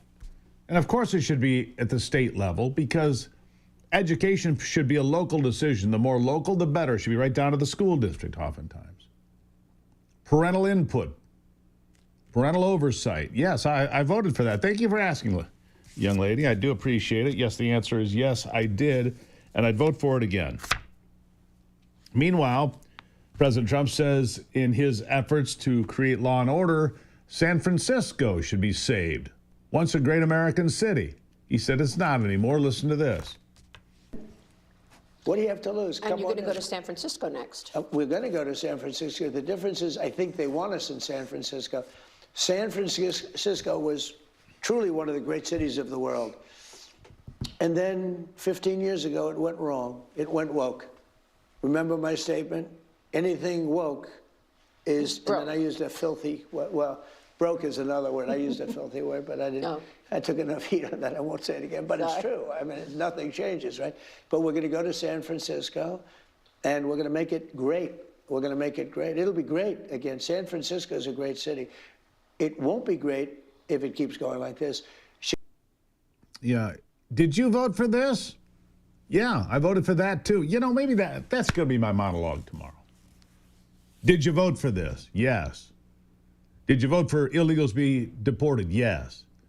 Did you vote to have government agencies that are useless removed and defunded? Yes. I mean, it's helping our children. The Department of Education isn't helping anybody. Look at the test scores. Look at where we are today compared to 1978 or whatever Jimmy Carter put in the Department of Education, about 1978 is my guess. Are test scores better? Are people smarter today than they were then? Are we excelling on the world stage more then or now? Something to consider. By the way, here's something else I voted for.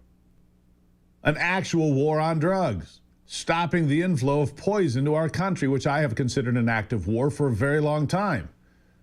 And said so here many times. Here's Donald Trump on Maduro.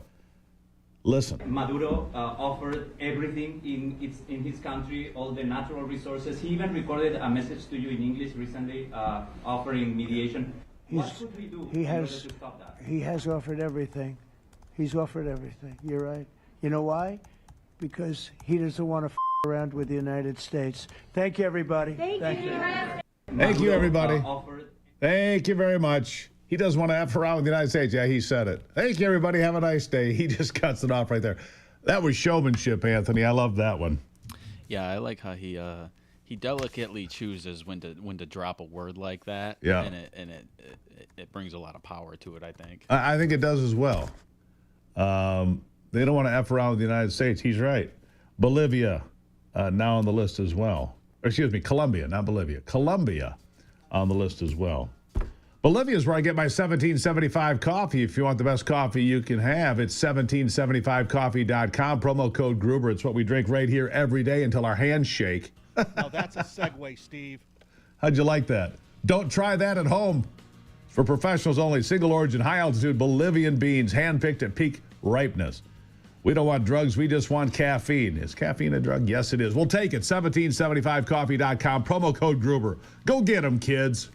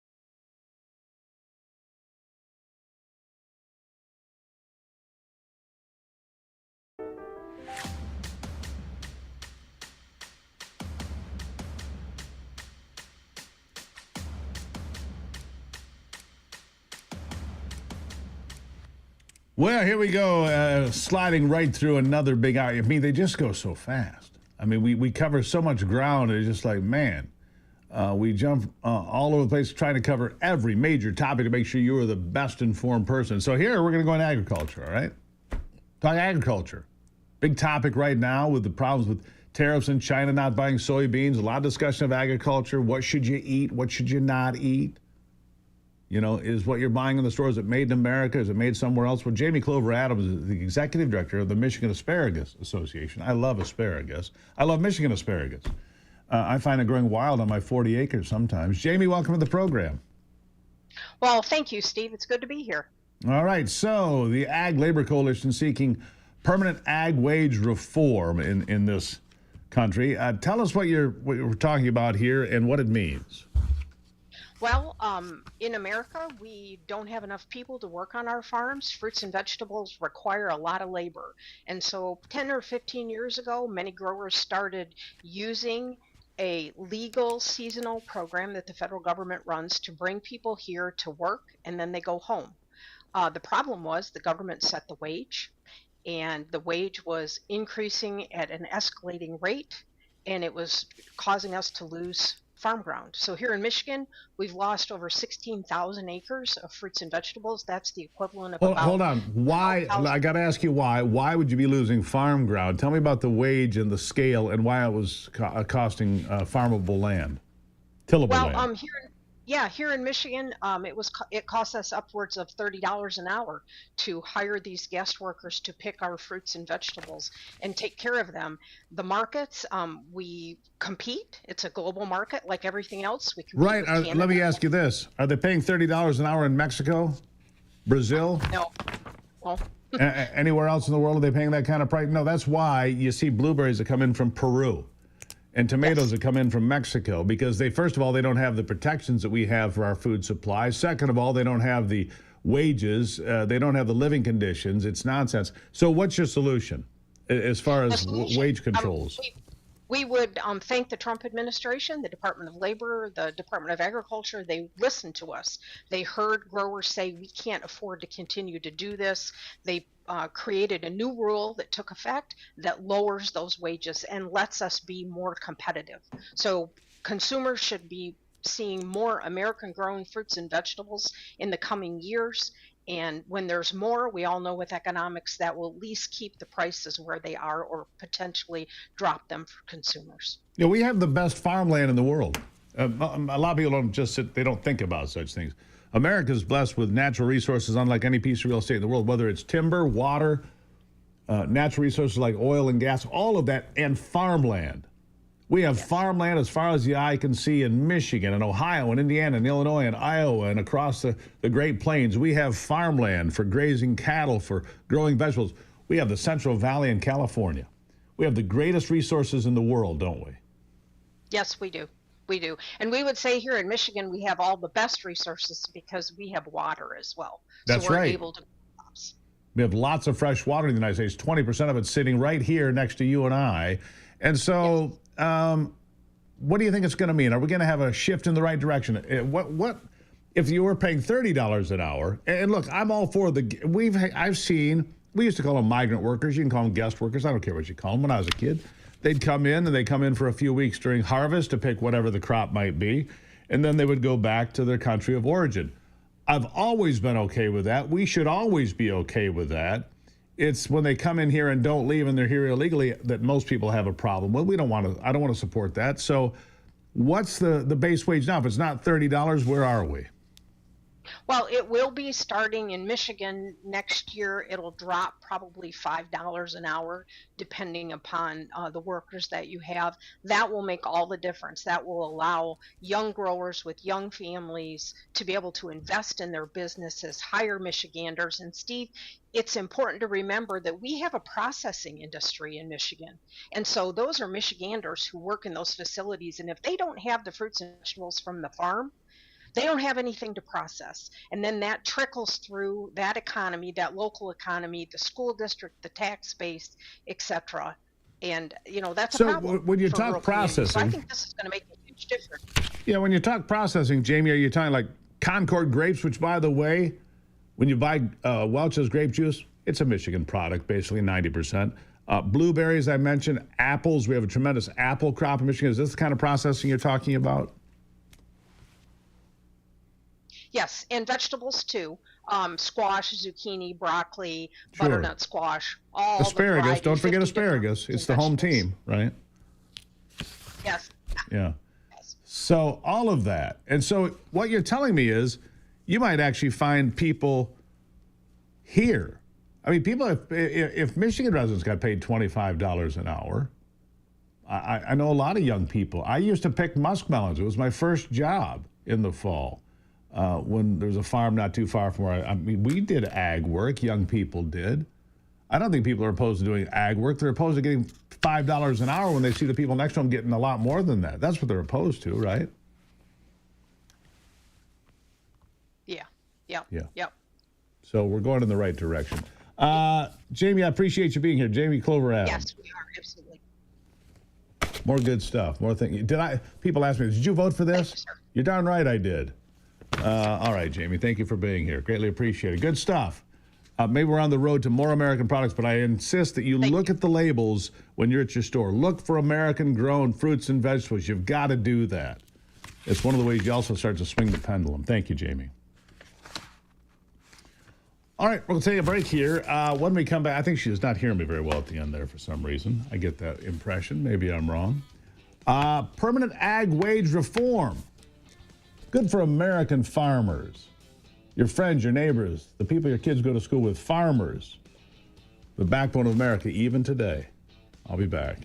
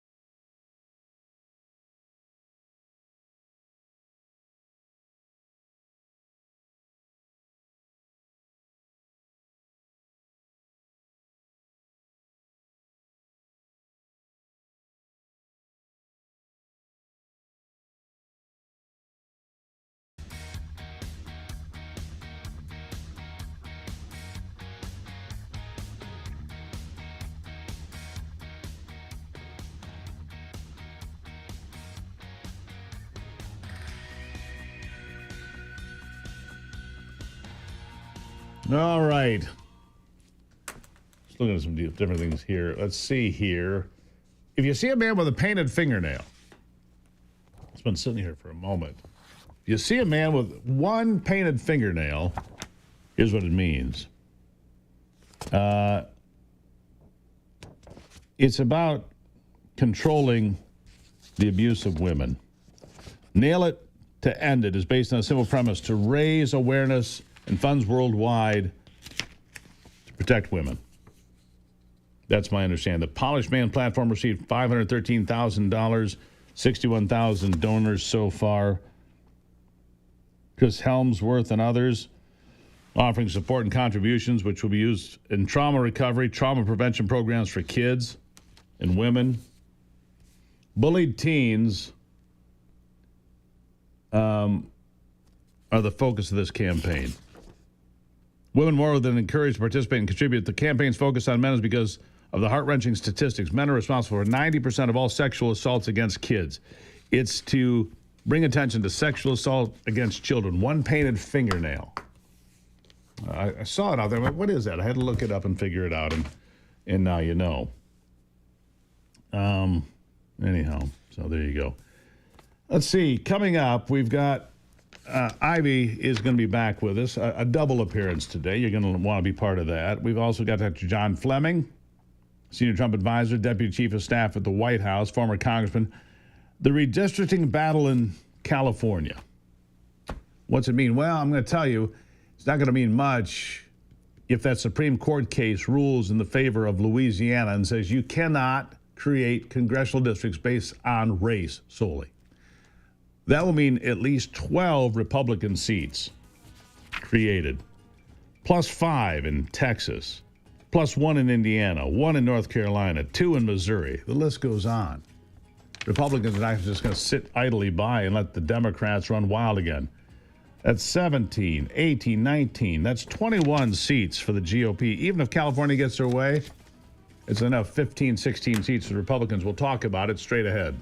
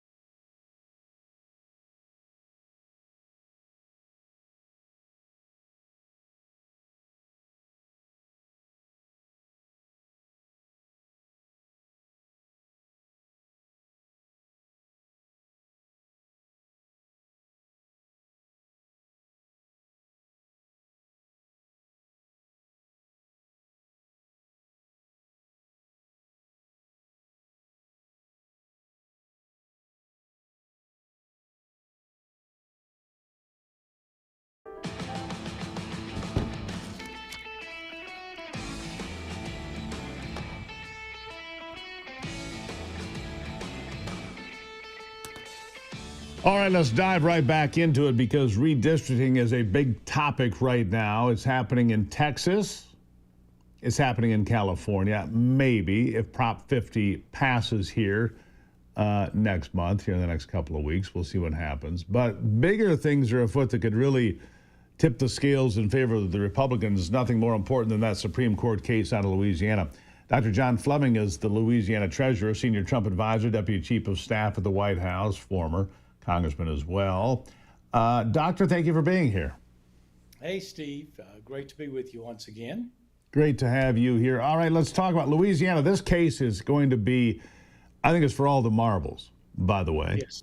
And I don't believe that black voters are disabled, according to like one Supreme Court justice seemed to allude to, or say directly, which seemed shocking.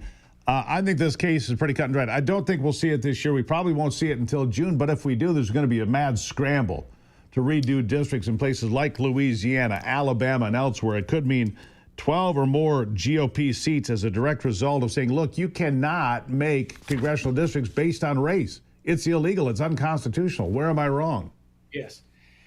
Well, Steve, you're absolutely right. And that's the core of this entire issue. So to take it back a little bit, remember the Voting Rights Act was passed in the 60s. Yep. And it was to right wrongs that occurred, particularly in the South, where there were things like poll taxes and literacy tests and so forth. And those were all administered by, if I recall, Democrats. Yes. Okay. As was slavery itself. Correct. Back in and Jim Crow laws. And then Jim Crow laws. All of that was Democrats. Democrat operations. Yeah, it was structured governmental racism without question.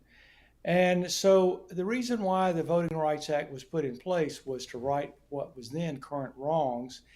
But remember, it was all considered temporary. It was as soon as black voters were able to vote and vote in candidates of their choice, and African Americans could run for office and get elected in the South and everywhere else, it was understood that these laws would go away. And many feel like we've achieved that now. So this went to the Supreme Court when a 2022 map that had the usual 5 Republican districts and 1 Democrat district was challenged, and ultimately a judge came down who was a liberal Democrat judge who had appointed by a liberal Democrat, said that no, you need to have a second majority minority district. And the legislature, the state legislature, which is supermajority Republican and governor, went along with it and actually flipped a Republican district to a Democrat district. But that was challenged, which was the 2024 map, and it went to the Supreme Court. The Supreme Court last June said, you know what, we're not ready to decide. We want to hear oral arguments again. And October 15th was the oral arguments, but a lot of signals have been sent that Section 2 of the Voting Rights Act is actually in conflict with the 14th and 15th Amendments to the Constitution, which says equal protection. And I think the justices are ready to overturn Section 2 of the Voting Rights Act because it is unconstitutional and the temporary remedy is no longer necessary. African Americans are voted all the time for many different offices in Louisiana and the rest of the 49 states. Yeah, I'm sitting here, the Democrats cry about, how they're being mistreated. Texas is, destroying democracy. Some of this nonsense. There are how many states? 6 states in what is called New England: Connecticut, Maine, Massachusetts, New Hampshire, Rhode Island, Vermont. You know how many Republicans represent that area that votes more than 40% Republican? Zero. None. But they believe in democracy. It's nonsense. So here's the thing. I believe the Supreme Court will rule 6-3, maybe higher, but at least 6-3 to say, because here would be my question, John. If you're going to make districts based on black voters, which is the second largest minority group in America, why wouldn't you make districts based on Hispanic voters first? I mean, if you're going to play that game, oh, boy, is that touching the third rail, isn't it? Well, actually, that argument was made by justices. Because I listened to the arguments, and they were saying that. What about white Hispanics versus non-Hispanics? What about that? At some point, so the bottom line is the justices are saying, there are a lot of reasons why you would redistrict a congressional district in a certain way. It could be common communities. It could be to protect an incumbent. But to base it on race is unconstitutional because everything we do should be colorblind in the Constitution and in our laws. It was Martin Luther King Jr. who taught us that. And the laws and the Constitution are totally now consistent with that idea. Yet and still, that is a common practice in all states, is to create a district based on packing racial communities. And in fact, recently that just happened in Alabama, right? They forced Alabama to redraw districts so that it was a majority black district. This is not going to fly. So let's go through the numbers.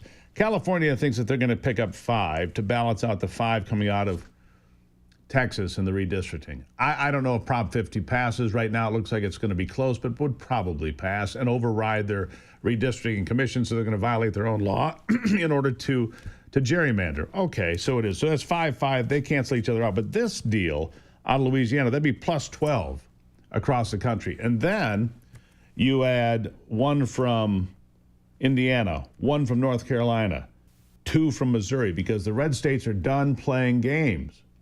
And 1 from Alabama. The list goes on. So 13, 14, 16, 17. Net total 17 seats, maybe more. Democrats are going to find out that they played the wrong game with people who are sick and tired of getting bullied. I'll give you the last word. Well, you're right. It looks like that if the decision comes down the way we expect it to, that there'll be a net eventually by the next election series or 2, there'll be a net increase 20 seats for Republicans in the U.S. House of Representatives. And that would make it much more equal because, as you say, the country is like 50-50, Republicans, maybe more, and yet Republicans in many states are totally unrepresented because of the majority-minority packing that goes on under the vice of Section 2 of the Voting Rights Act. And if they say that racial gerrymandering is no longer legal, then that's going to be game-changing. And we'll Yes, see it is. Game-changing and game over is what it's going to be, because I don't know how it impacts the New England states. Maybe it doesn't. It does or doesn't. But I know that it'll impact Louisiana and Alabama and so on and so forth. So there you go. Sir, greatly appreciated as always. We'll talk again. Great, Steve. Always great to be with you. Yeah, with Dr. John Fleming. And to come up, we've got an encore performance from Ivy. You guys are just getting bonus time today. Me too. I'll be back.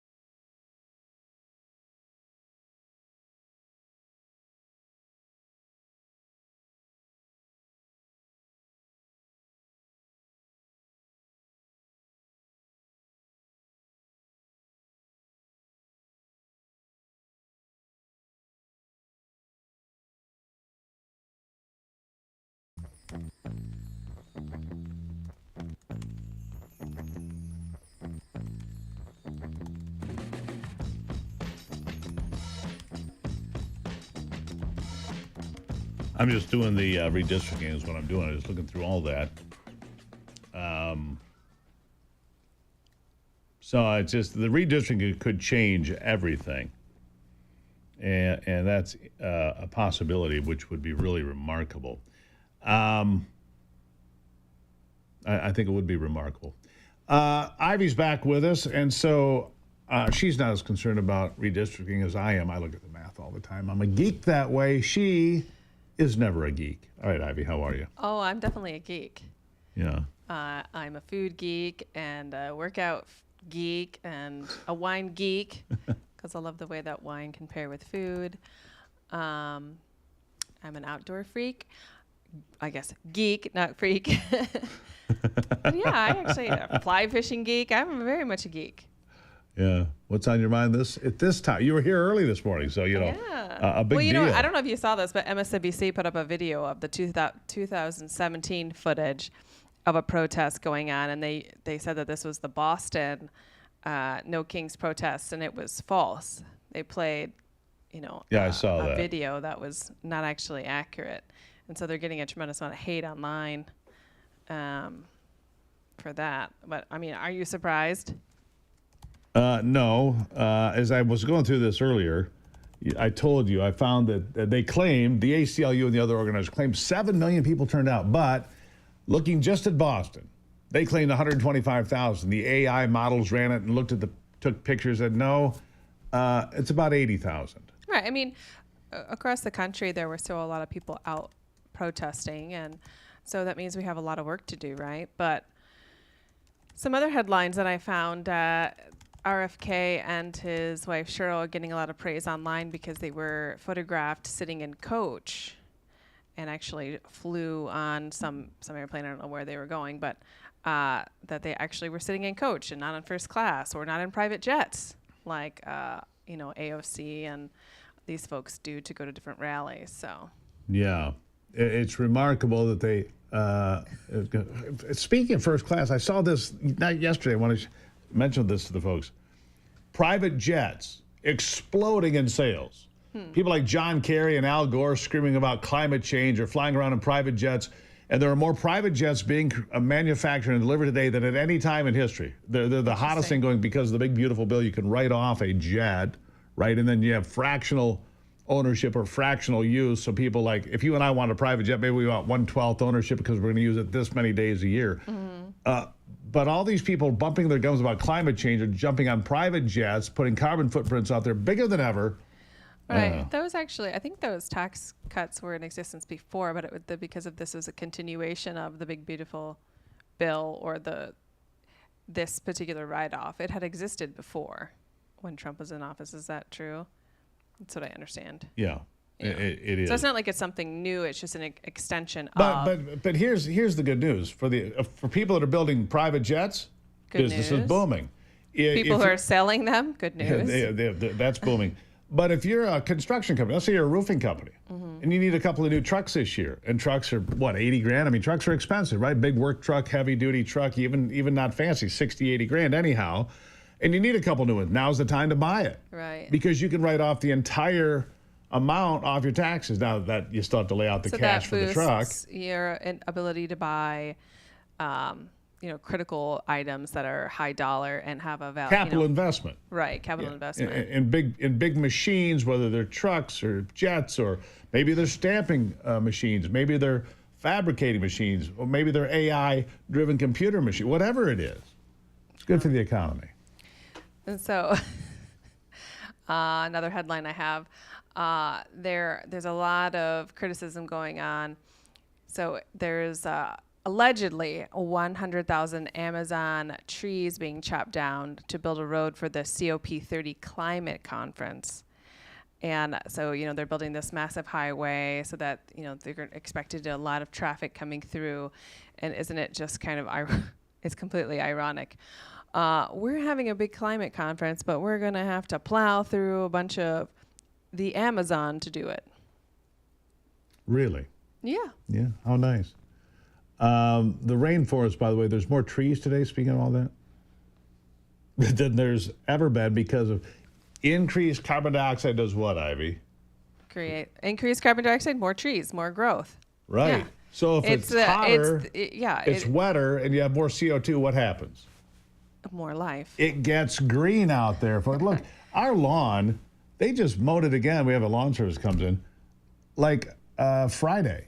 It's the middle to late October. They're still mowing my lawn. I don't think there's a problem with that. I don't ever understand this whole carbon dioxide discussion. It's like, do you not? You could probably go online and Google why is carbon dioxide important in our atmosphere, and you'll learn that plants need it to live. So if you want to actually have zero carbon dioxide in the atmosphere, all your plants are going to die. Well, you would have to kill the human race so will too, you. but exactly. You know, when I was a kid in science in elementary school, you know what they called CO2? They called carbon dioxide the gas of life. Right. Al Gore and John Kerry, you know, in their wheelchair races around the old folks' home are arguing that it's the gas of death. Please spare me. And it's not like this is something new. I mean, you and I found a Newsweek. But they are gas bags. Anyhow, go on.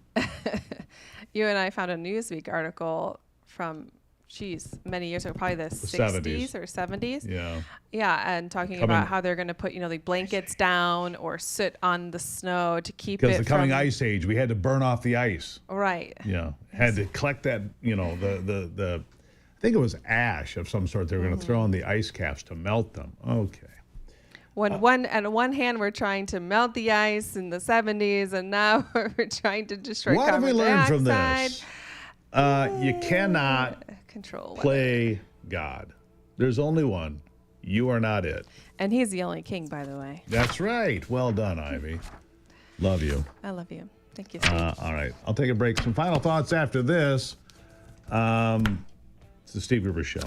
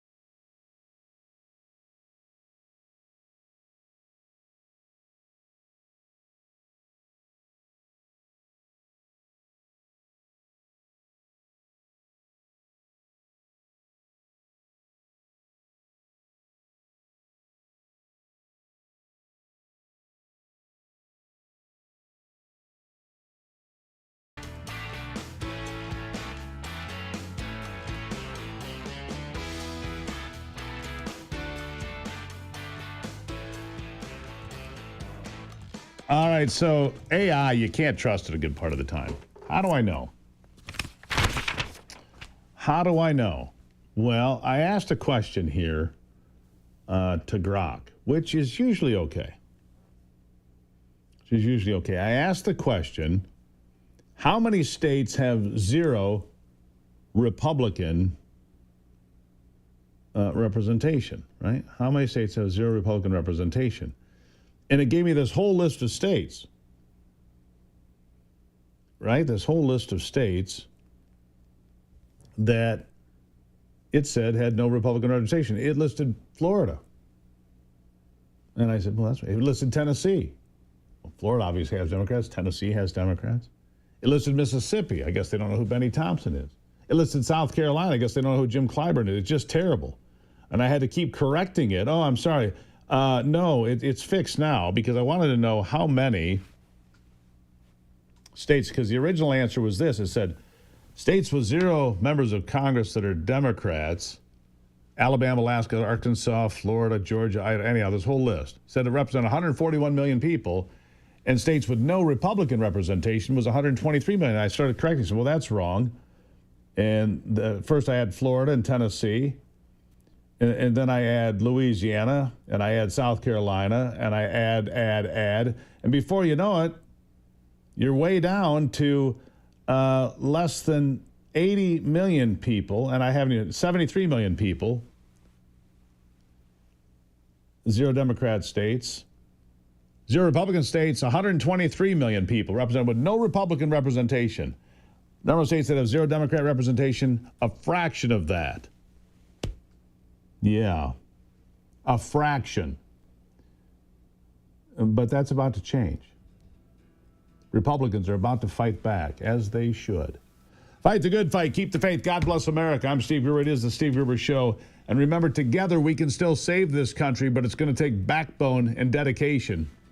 We can save this country. God bless you. God bless America. We'll talk soon.